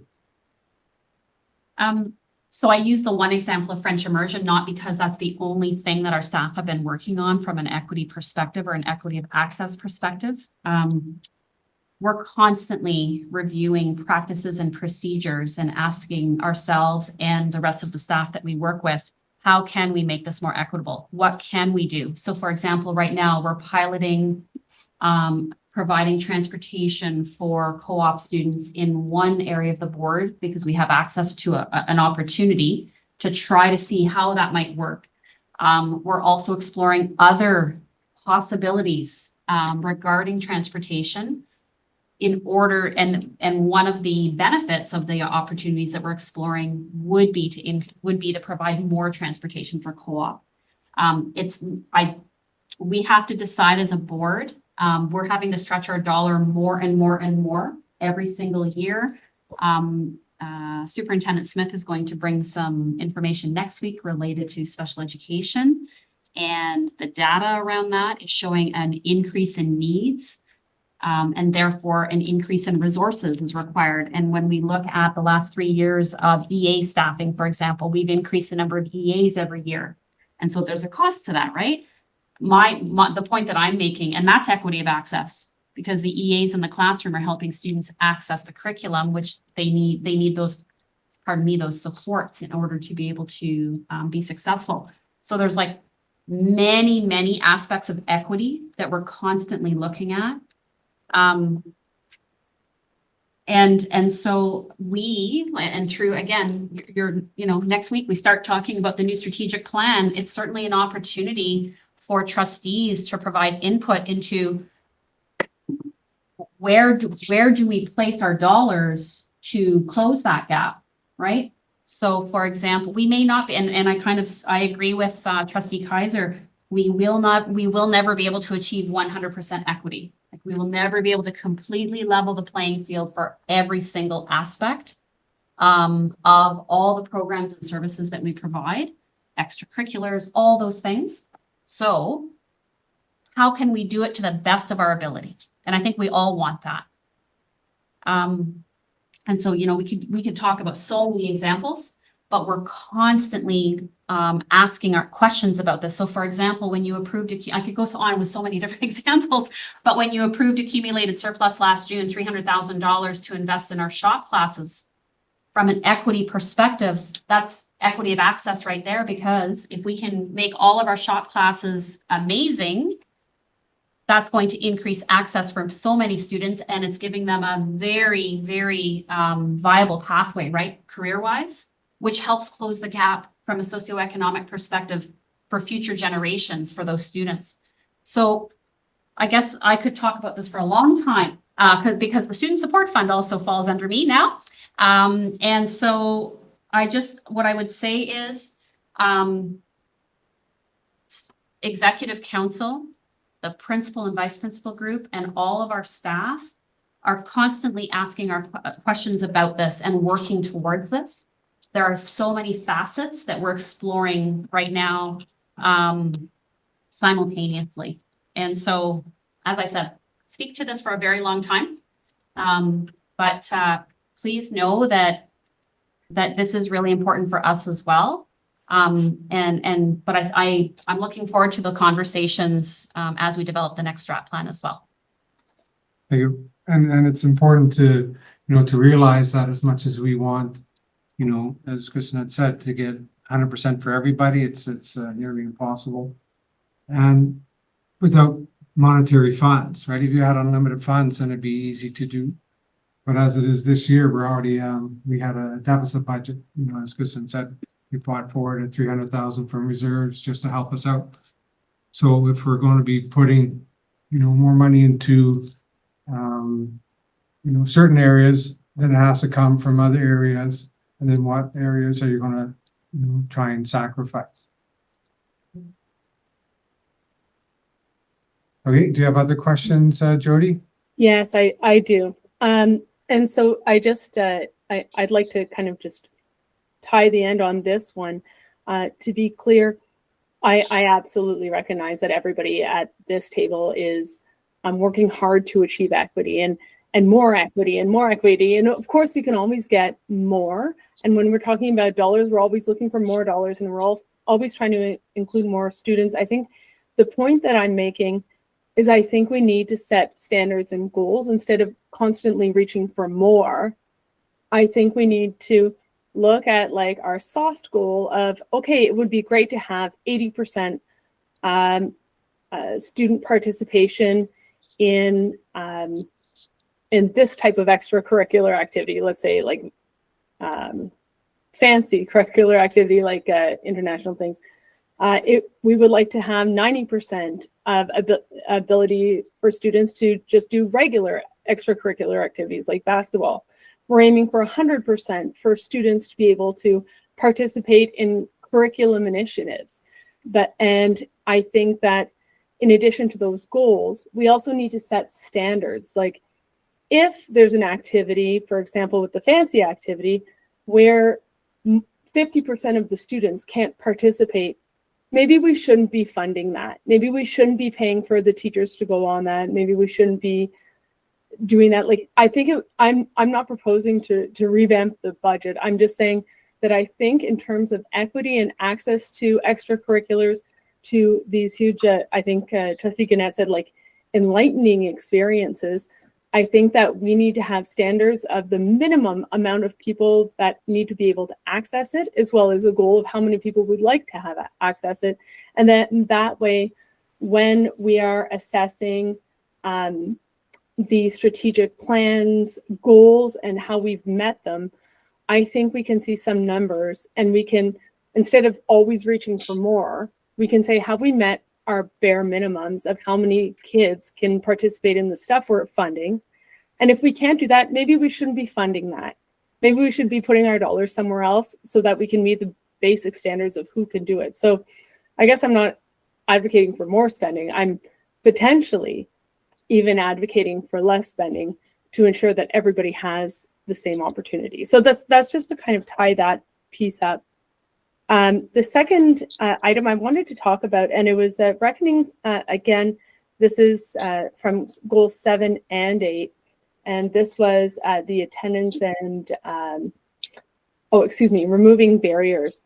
And it reminded me of a presentation we had last year on learning and vocabulary and spelling, I believe it was.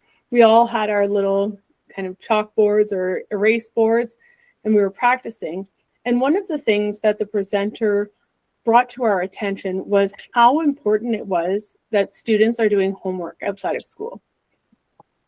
And at the time, it occurred to me that, and it seemed very poignant to me, that this meant that students who weren't able to have time outside of school were going to be further back. And I think that this might correlate also with attendance. For example, why go to school if you're already behind on your homework?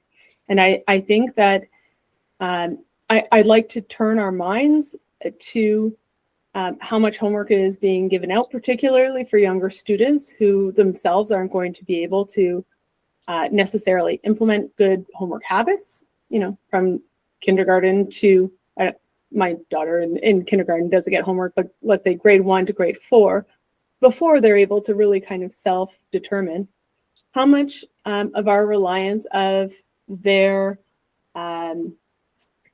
success and of their ability to participate in the curriculum initiatives are related to homework. And so just coming back into that 7 and 8 focus, is this something we should be looking at as a part of ensuring that we're removing barriers? I just want to just address the thing I mentioned earlier about, you know, if everybody can't go, then nobody should go. And I think, well, that's, you know, that's just reverse then of what, you know, you're asking for of equity. You know, where if somebody wants to go play volleyball or basketball, and you're just speaking of like extracurricular activities, you know, and they're looking forward to that, and that's what's keeping them in school, you know, and through their own job, they're able to buy their own sneakers, whatever they, you know, they need, that, you know, they're not going to have that opportunity anymore. I don't like that idea. You know, and as Kristen had said, for those that can't afford sneakers, or, you know, usually that's identified, and we're trying to help them get sneakers or anything that's preventing them from going to help out with them going. Again, we can't, you know, have everybody on the volleyball team or the basketball team. It's just not going to work. Sometimes you have to have, you know, people not be on there. Usually it's, you know, with skill, but. And then for the other thing, go ahead. Oh, sorry. I guess what I would ask then to you, or to any trustee who feels that way, because I completely understand the sentiment.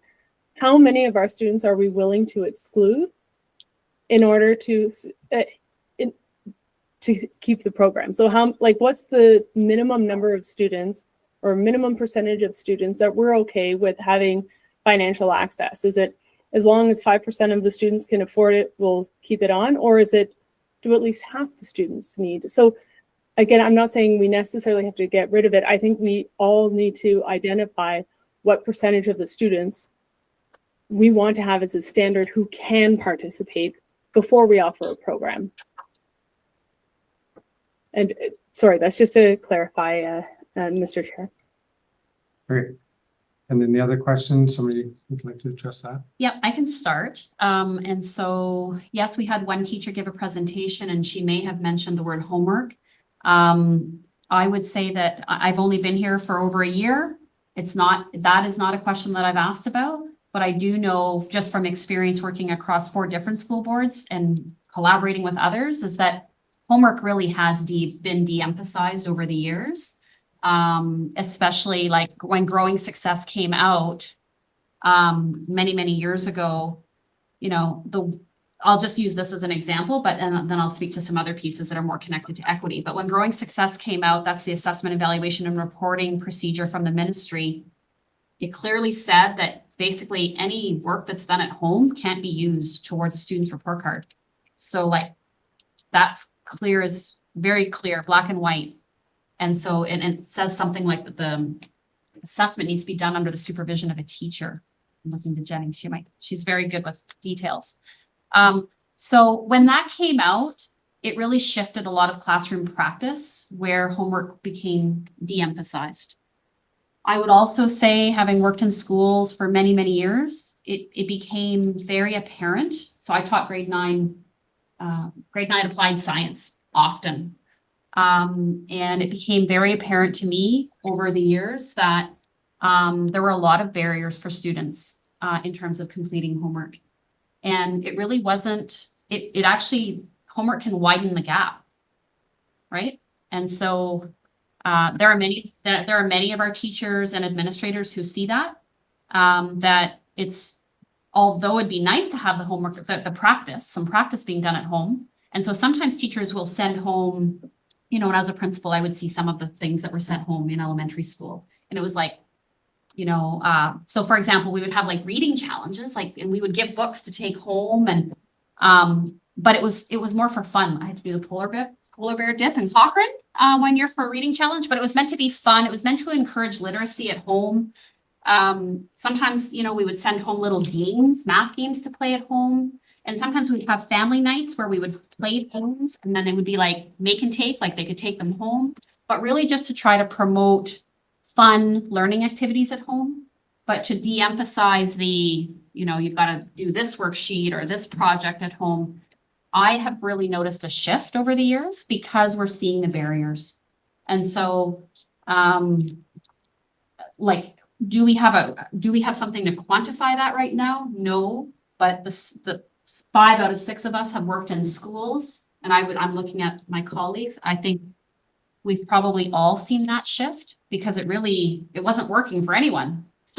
Because as a teacher, I'd show up and only half my class would have their homework done. Well, that doesn't go so well. So, you know, and we know, and there are legitimate barriers to homework completion.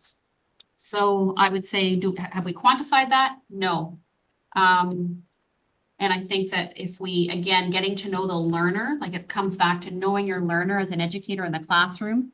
When you find out for an individual their story, our staff make really good decisions.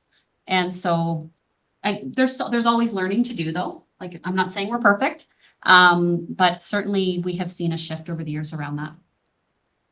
Christina? Good. Yeah, I just want to add to, like, our girl's in grade 7, and the only homework she's ever had was reading in elementary school, like in the primary grades, was to read with her for 15 minutes at night. And I mean, fair.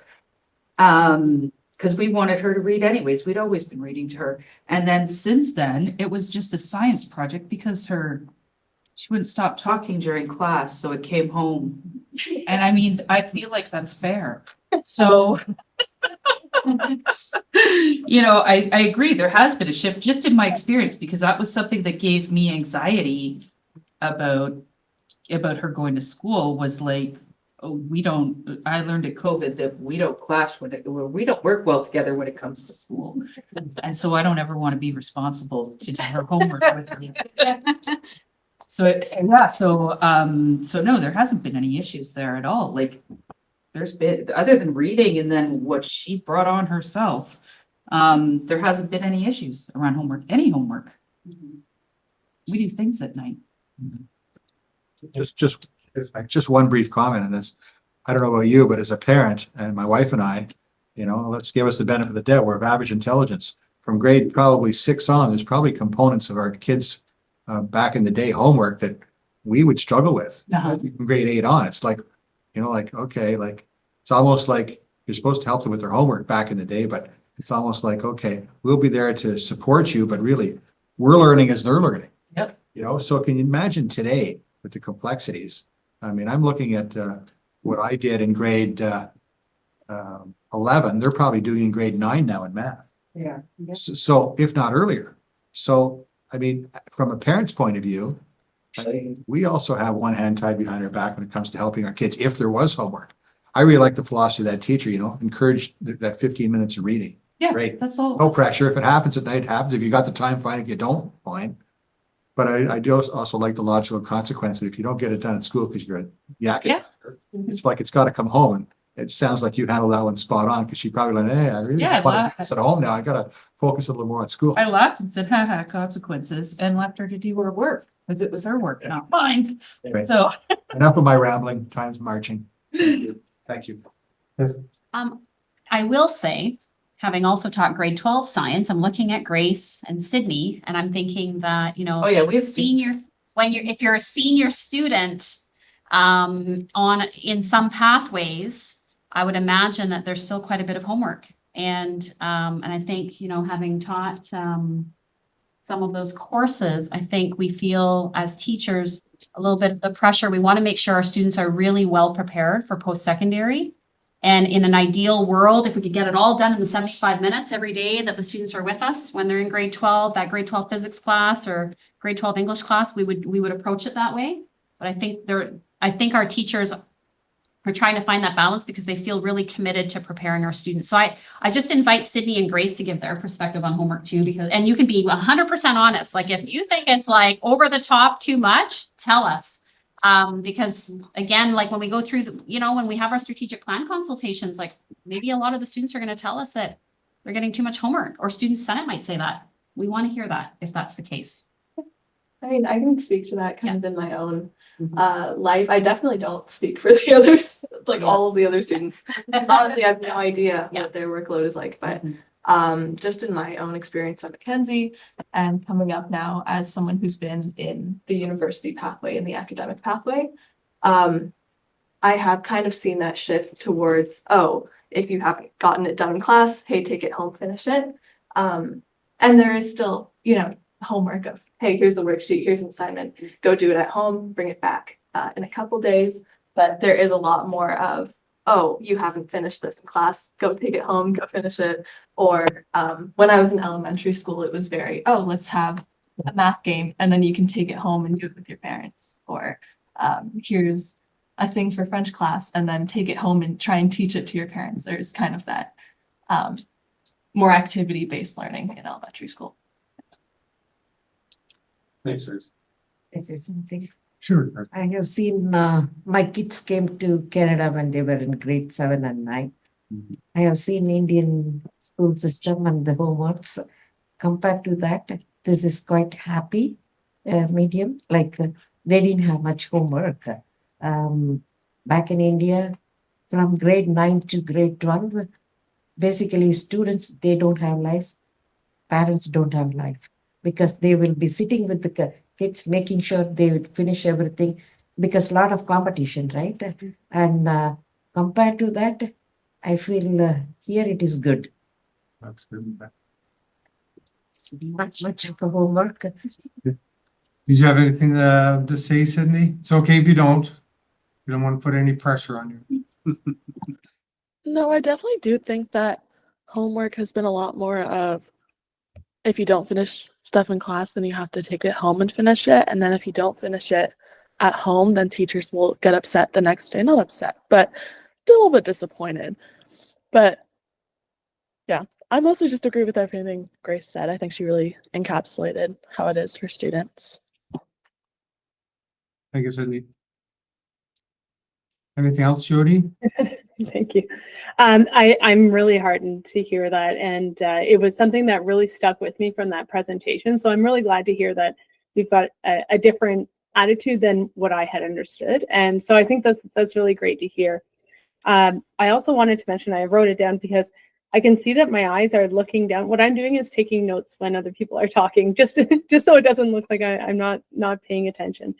And I also I wanted to thank everybody for their patience. I'm really trying to think about the governance seminar that we have and to ask these questions. So I appreciate everyone's patience. And if it didn't come across, I do greatly appreciate everybody's input. And those are all the questions I have.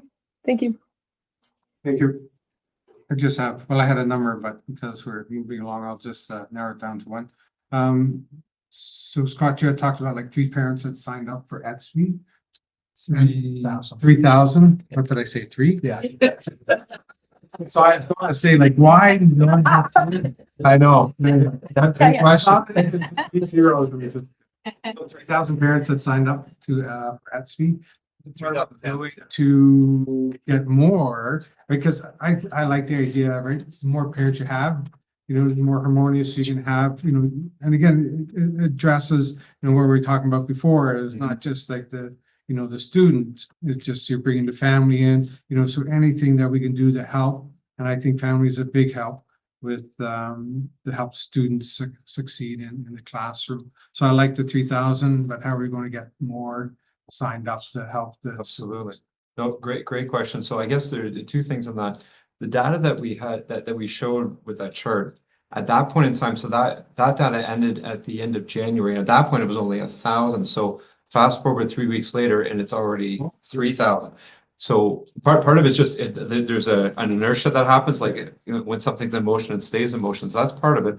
But then also recognize that 3,000 sounds like a big number, but when we recognize we have triple that in it, right? Yeah. We recognize that one of the things that we did through the committee, just talking about how do we get more, and it actually was one of our union reps that basically said, you know what, why don't we have an invite session for principals or any staff member that would be connected to it. So that would be the ECEs, that would be the teachers and admin as well as secretaries, just to jump on. And we had a couple early adopting schools to basically just talk about, we got on the road early. This is what worked. This is what didn't work. This is where we're at right now. And that seemed to bring a lot more traction to it. I would be curious, actually, if I was to reach out to the tech department tomorrow to see what's the number right now, because it was definitely more than 3,000, but I think it was actually moving closer to 4,000. But I would be curious about that too. We're also going to put out a press release, just talking about the EDSB program, but it's so twofold. One, so that the public is aware of it, and secondly, so that the schools are aware that this is, again, as a reminder, as a gentle reminder for this. The other thing I should say too about the EDSB is that at this point right now, it's definitely a very school-focused goal that the school can communicate, not so much at the classrooms yet. Some classrooms are doing it, but it's more for the school to be able to communicate with the families. But anyway, so that in a nutshell, that's what we're doing. So that we did notice good traction with the training that we did. And then we also have at the next leadership team, we're going to have in the afternoon different workshops available, and one of the workshops will be for EDSB. So for people that are still, maybe putting their toes in the water and they're not quite ready to get fully immersed, we'll be having a workshop for those administrators too. That's good. I just throw in something about EDSB while you're. Yes. When you first log on, there's no tutorial that tells you what all the different buttons and what the screen looks like. So could there be a video tutorial maybe uploaded on YouTube or something? No, absolutely. In fact, no, I'll definitely look into that, because that was certainly there was a letter template that included that information, but I'll follow up. There's so many emails. Yeah, so there's that. So I apologize if I missed it. No, absolutely. Yeah. No, thank you for that. Appreciate the feedback. Yeah. So I will build off of Trustee Reddy's feedback. So last night we had our parent involvement committee meeting. I haven't even had a chance yet to connect with Superintendent Nickel, but we received some really good feedback from the parents at PIC about the platform. So for example, they said, could we offer some evening sessions online where they could attend online and then watch someone use EDSB and learn about it, to ask questions, and so that. And then the other part that I think what we'll see is as our staff become more comfortable using it, like even us, for example, like Connor and I are going to be communicating to, if we have communication for families, we're going to start using the EDSB River as well. We will still use other means, but we'll use the EDSB River because we can access all of our schools. So the more that parents find out that this is the place to go to get info, the more of them are going to be in there all the time. They're going to tell their friends, their relatives, and then the more are going to sign on as well. But we have to get more comfortable with all the bells and whistles in how to use it so that we're using it in a very dynamic way. And then more people are going to want to get on the river. Send out boats. Catchy phrase. Get on the river. The greatest part is being able to see what the teachers, what the schedule is, what classes they have. Nice. And now when they come home, they go, what'd you learn today? Nothing. Oh, nope. I'm going to class. Thank you. Thank you. That's great. That's good. Great, so that's it for the strategic plan and all the questions and stuff. So it's 6, if we can take probably 5 minutes just a refresher, stand up, right? Because we have been here for 2 hours. Yeah, so about quarter after. All right.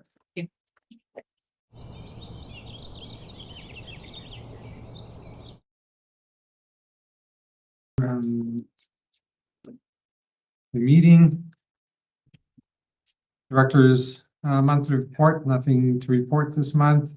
All of it was in the strategic plan there. Committee reports to the board. Audit committee, nothing to report at this time. Pick, we'll have Mike. Yeah, I'll be brief, but our director, Jenny, and a few other people were at the PIC meeting last night virtually. And some of my anecdotal notes, I know that our director touched on a few things just a minute ago, but Jenny Smith talked about the focus on well-being speaker series. We talked about the consultation regarding the budget, that all-encompassing that our director would like, which is very pleasing to my ears.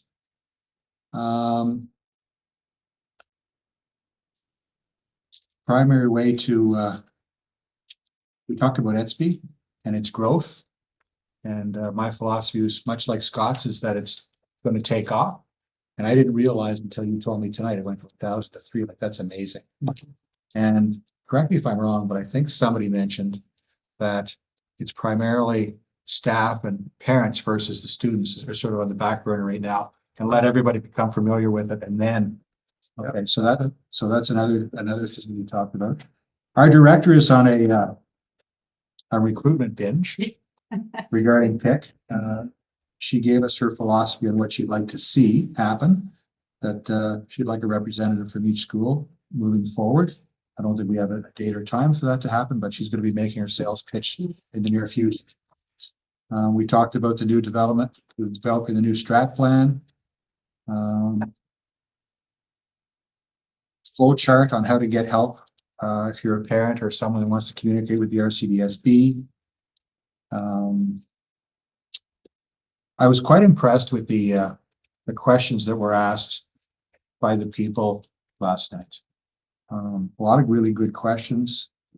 We talked about briefly focusing on one of the comments, vaping and cell phone use in schools, social media, virtual speaker series.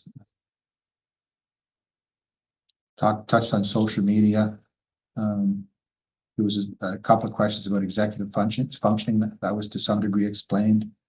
We talked about positive attention strategies, and I went on a bit of an overrant on that, but I'm glad our director sort of cut me off politely. We talked about addiction treatment services partners. A little bit we touched on our mental health lead was there, Lisa LaRiviere. Focusing on a parent advisory group. She sort of picked people's brains about, how do we send out invitations, i.e., Facebook, Google, email, maybe a flyer. That's sort of up in the air, being tossed around. Our next meeting is April 7th. And those are most of my anecdotal notes. I don't believe there was any recommendations made at the committee. It was just more or less a fulsome discussion. And I move that the board receive this PIC report. I hear need a seconder for that. Christina, all in favor? Thank you, that's passed. And you're up again, SEAC. Meeting. Yeah, just let me look here.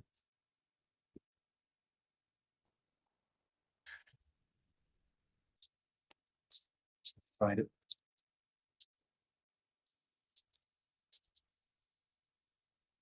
Okay. Yeah, SEAC committee met on January 22nd. There was no specific recommendations, but we had some lengthy discussions.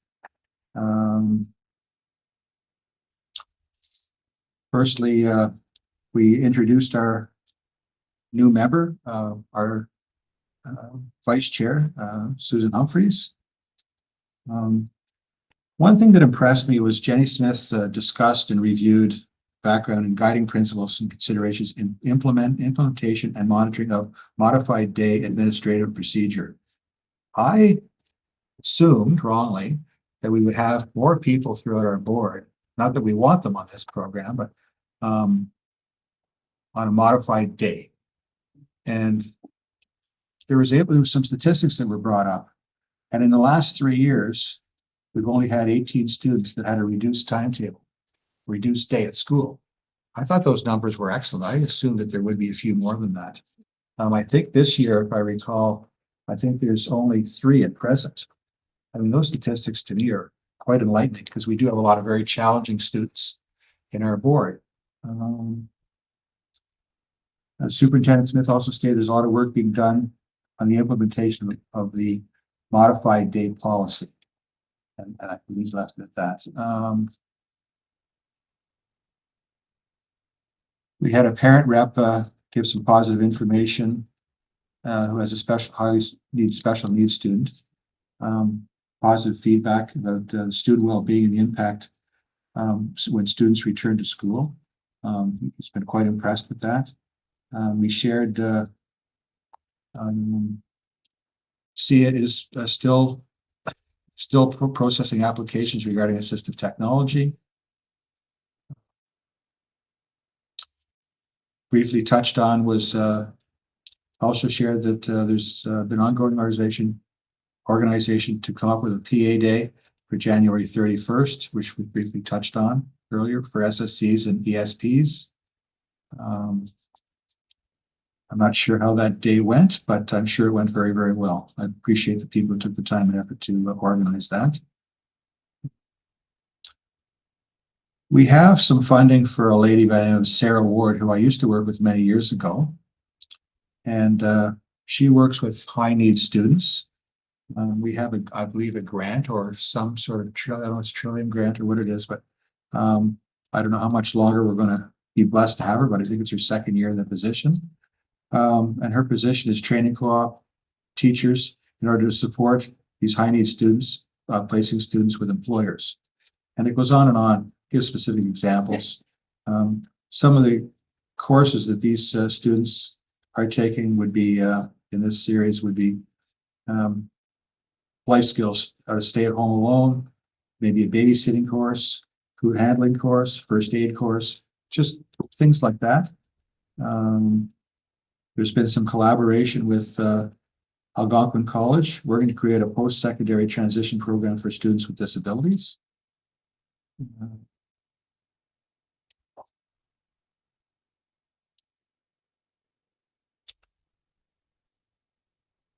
One of the things that I really appreciate that we're doing in these very busy times is continuing to discuss students' transition from grade 8 to grade 9. That was also brought up.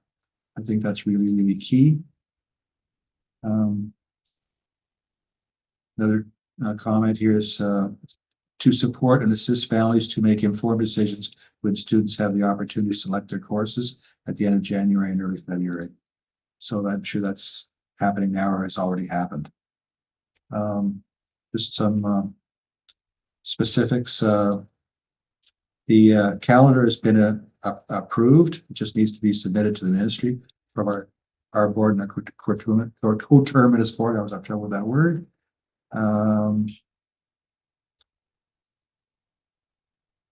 School action plan to be shared regarding kinder to grade 12 reading updates.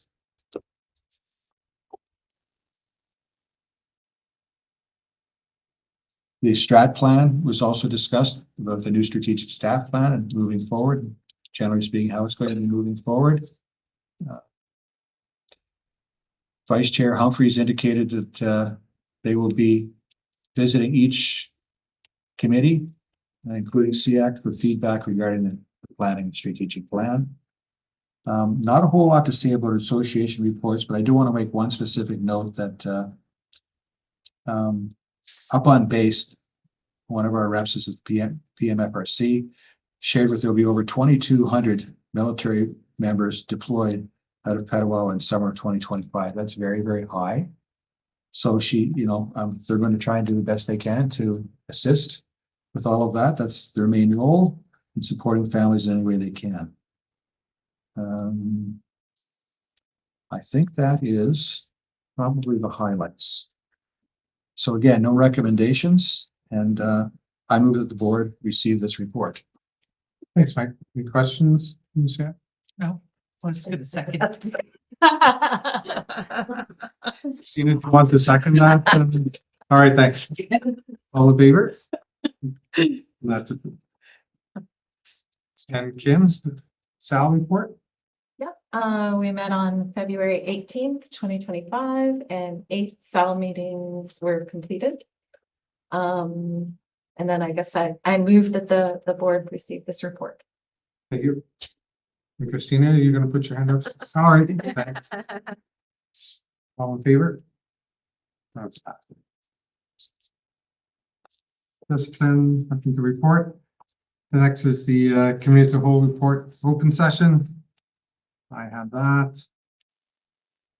So the committee of the whole, Renfrew County District School Board met on February 11th, 2025, and discussed the following items in open session. Number 1, report on secondary pathways through OYAP and Shazam. Number 2, capital project planning process update. And number 3, RCDSB strategic plan process. It was a recommendation that Renfrew County District School Board approved the RCDSB strategic plan process as presented. Seconder for this. Thanks, Carthy. All in favor? That's passed. The next is the committee of the whole in the closed session. So I need a mover and a seconder to move into closed. Thanks, Mike and Kim, all in favor?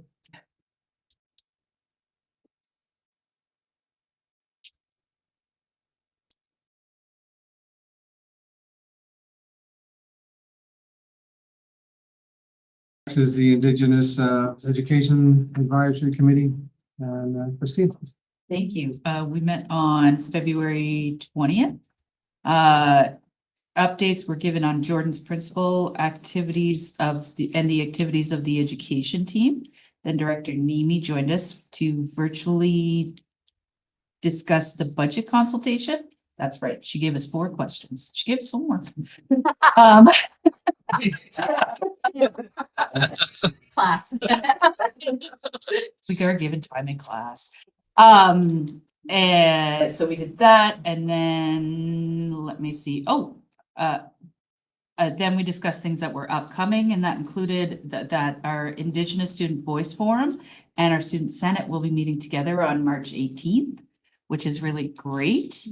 And then so the Student Senate and the Indigenous Student Voice Forum, oh my goodness, will be meeting. And then this Friday is the day 2 of the Advancing Truth and Reconciliation project. It's 8 organizations. Yeah. In the Pembroke area who are working together to on a number of fronts, and one of them is Truth and Reconciliation. Yes. And so we've been the senior teams from the 8 organizations have been engaging in some professional learning. So we have day 2 this Friday. What she said. And that's it. Thank you. Thank you. And you move the receipt of this report? I do move that. Awesome. We need a seconder to help her out. Thanks, Carthy. All in favor? That's passed. Student Senate. It's Mike. Yeah, the Student Senate Committee met on February 20th, 2025. I think I'd been to one previous Senate meeting a while ago, but this one was probably like they all are. I just want to just talk as a newcomer, just to the atmosphere. I mean, you get in there with a bunch of students that are just, wow. You get wowed. And particularly want to thank both Grace and Sydney for, really sort of quietly leading in that area. We did take a moment through Scott to also recognize our fellow trustee, Dave Dobson, and we all said a few words for those that had choice to. We talked about a Senate handbook. We talked about also the possibility of having a physical copy of it if and when needed. Tammy Hoffman gave us a budget overview.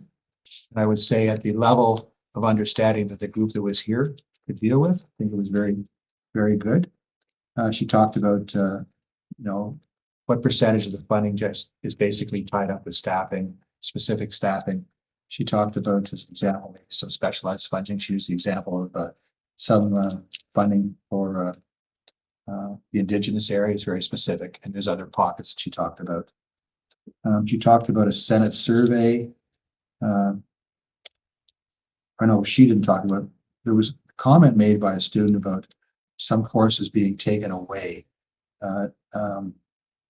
We talked about sort of a free flow. There's pros and cons to that.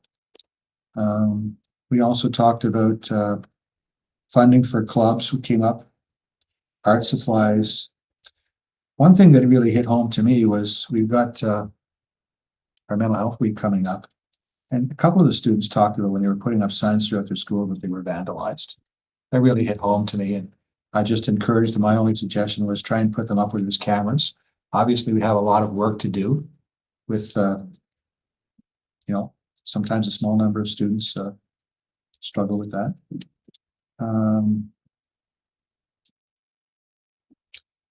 We thanked Connor for some communications advice and how to promote Student Senate. He gave some really good ideas.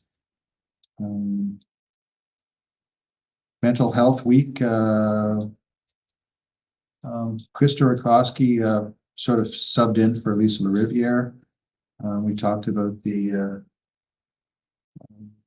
strategic plan briefly, storming for feedback, and stakeholder feedback. And that's really all I have to say. And be glad to say that I'm hopefully the last one to say this tonight. I move that the board receive this report. Are you going to second it? Thanks, Carthy, all in favor? And that's passed. Calendar, nothing to report. ALSPA. I can say. Anything? Sure. So I attended the meeting last February 22nd and 23rd. I'm learning everything go through, and it was a very informative meeting, and I forwarded the whatever they had a slideshow and things like that. I forwarded all the information to all the trustees and the senior team, and also there is a call for a policy resolution and bylaw amendment submission from ASPA. The due date is April 9th at 4:30 p.m. That's the deadline. If we have something, we have to submit before the deadline. Yeah, that's all I have to say. Thank you. We need to receive that report. Awesome. Seconder? Right, thank you. All in favor? Next up is Renfrew County Joint Transportation Consortium, and we need to go into close for that. We need a mover and a seconder for that. Yeah. Dan? Anything else? More chocolate? Carthy moved her hand. We'll go with Carthy. All in favor?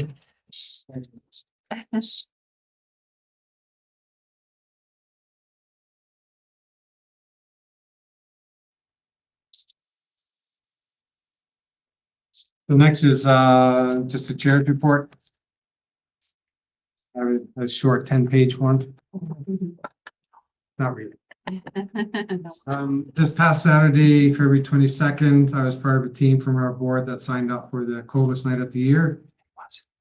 Yeah, this compared to last year. I think it was the coolest night of the year last year. It was a fundraiser for the Grind located here in Pembroke. Our team consisted of Kristen Nimi, Jacqueline Poirier, Scott Nickel, Shelley McIntyre, Jessica Pop, and Charlotte Cotton and Isaiah and myself.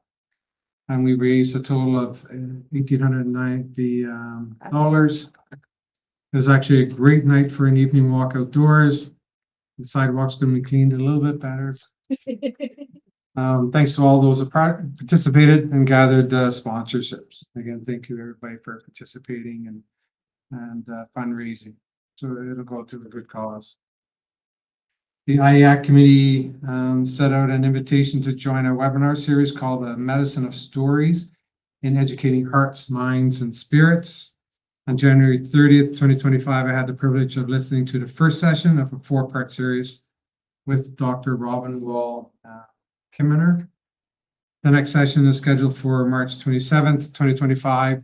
These are inspiring and informative sessions, focus on importance of stories and storytelling in the field of education and other disciplines that support educating hearts, minds, and spirits. Each guest shares how they will use storytelling in their work, in the class, administratively, and in their writing. If you're interested in this, please contact Tina Nelson to join these webinars.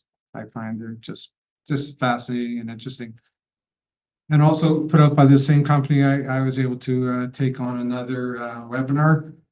It was on February 18th, 2025 on Indigenous resources for early and elementary years. The speakers talked about engaging young Indigenous readers with stories about their heritage and with people who they would recognize. The webinar included participants from all over Canada, United States, and even persons as far away as Ecuador. I thought that was pretty good, right? And so this is just not in our local area, but just really worldwide. One of the books I was presented was The Star World. So my director and I at the nursery school looked at this because it was just perfect for like early years and elementary years to help us out. And then they had a number of books that we could order. So this is the Star World that I brought just to show you. There's a whole bunch of other ones in this series, but this is the one that I bought or brought here. It was written by Emma Metallic and illustrated by Natalie Lauren. And it was interesting to listen to the author and illustrator because they were interviewed on how they collaborated and came up with the final edition of the book. It was certainly an inspiring presentation. And what I liked was that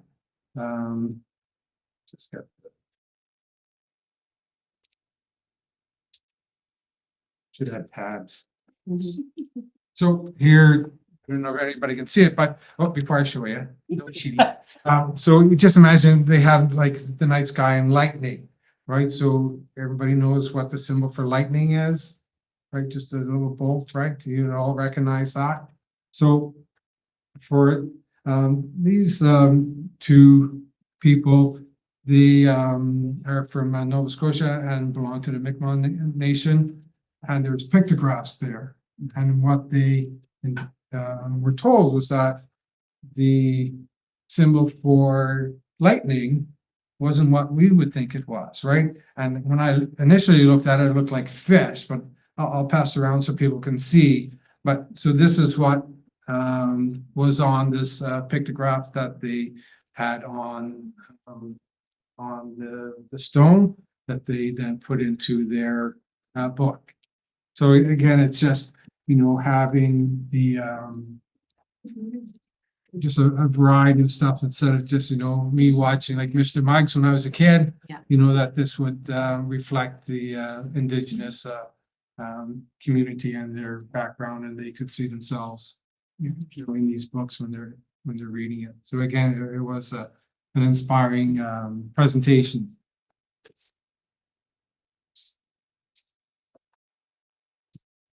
And then I'm not sure if we kicked off. No, Sydney is there with the coming and touring. I didn't think they would stay, but Sydney is there. And so for that, we'll ask for the student trustee report, Sydney. Yes, so Grace and I had the opportunity to attend Asta ACO's Education Action Conference 2 weeks ago in Ottawa, where we had amazing sessions from Miss World Canada Emma Morrison, Ontario's Principal Council, and School Mental Health Ontario, among others. It was a great weekend filled with amazing keynotes, lots of snow, and professional development. We also had our Senate meeting this past Thursday, where we worked on our Senate project, talked about student trustee elections coming up at our next Senate meeting on April 3rd, and had Tammy Hoffman and Connor come in to talk to our senators on budget and how to promote Senate in our schools. We also planned our board-wide mental health weekdays for May at all 7 of our secondary schools. Thanks, Cindy. Next correspondence, the only one we had was in relation to the Dobson, and so I've read that already. Any other business that anybody can think of? We have none here. Next week is a busy week. We have board meeting next Tuesday. It's over because we have March break. We didn't think you guys want to come on the March break. So, and we also have on that day, follow-up governance training with Marion Thomas Howell and dinner at Anthony's. I think just coming to all of that, you get to have dinner at Anthony's, which is a fabulous place in town. And then the next day, we have another, that's our full day of strategic planning. Hopefully everyone can attend that. Great, I don't have anything else to add. I need a, oh, yeah, sure. I will be sending out an agenda for next Wednesday, the 5th. We will have networking and refreshments from 8:30 to 9, and then we'll start right at 9 o'clock. And then the other thing was, initially we had scheduled a group photo of trustees for next Tuesday, but I'd like to suggest that we wait and just sort of pause on that. I was going to say, Yeah. because I may not be able to attend next Tuesday. I have, I'm attending the council meeting at the city hall, so I won't be able to come for the picture. Yeah, and maybe we'll just leave the current picture up for now, and then we'll revisit that later. Sounds good. That's all I have, so I need a mover and a seconder to adjourn the meeting. Thanks, Christine. Seconder, Dorothy, all in favor? Thank you. Thanks, everybody. It's a very good meeting. Yeah, thank you.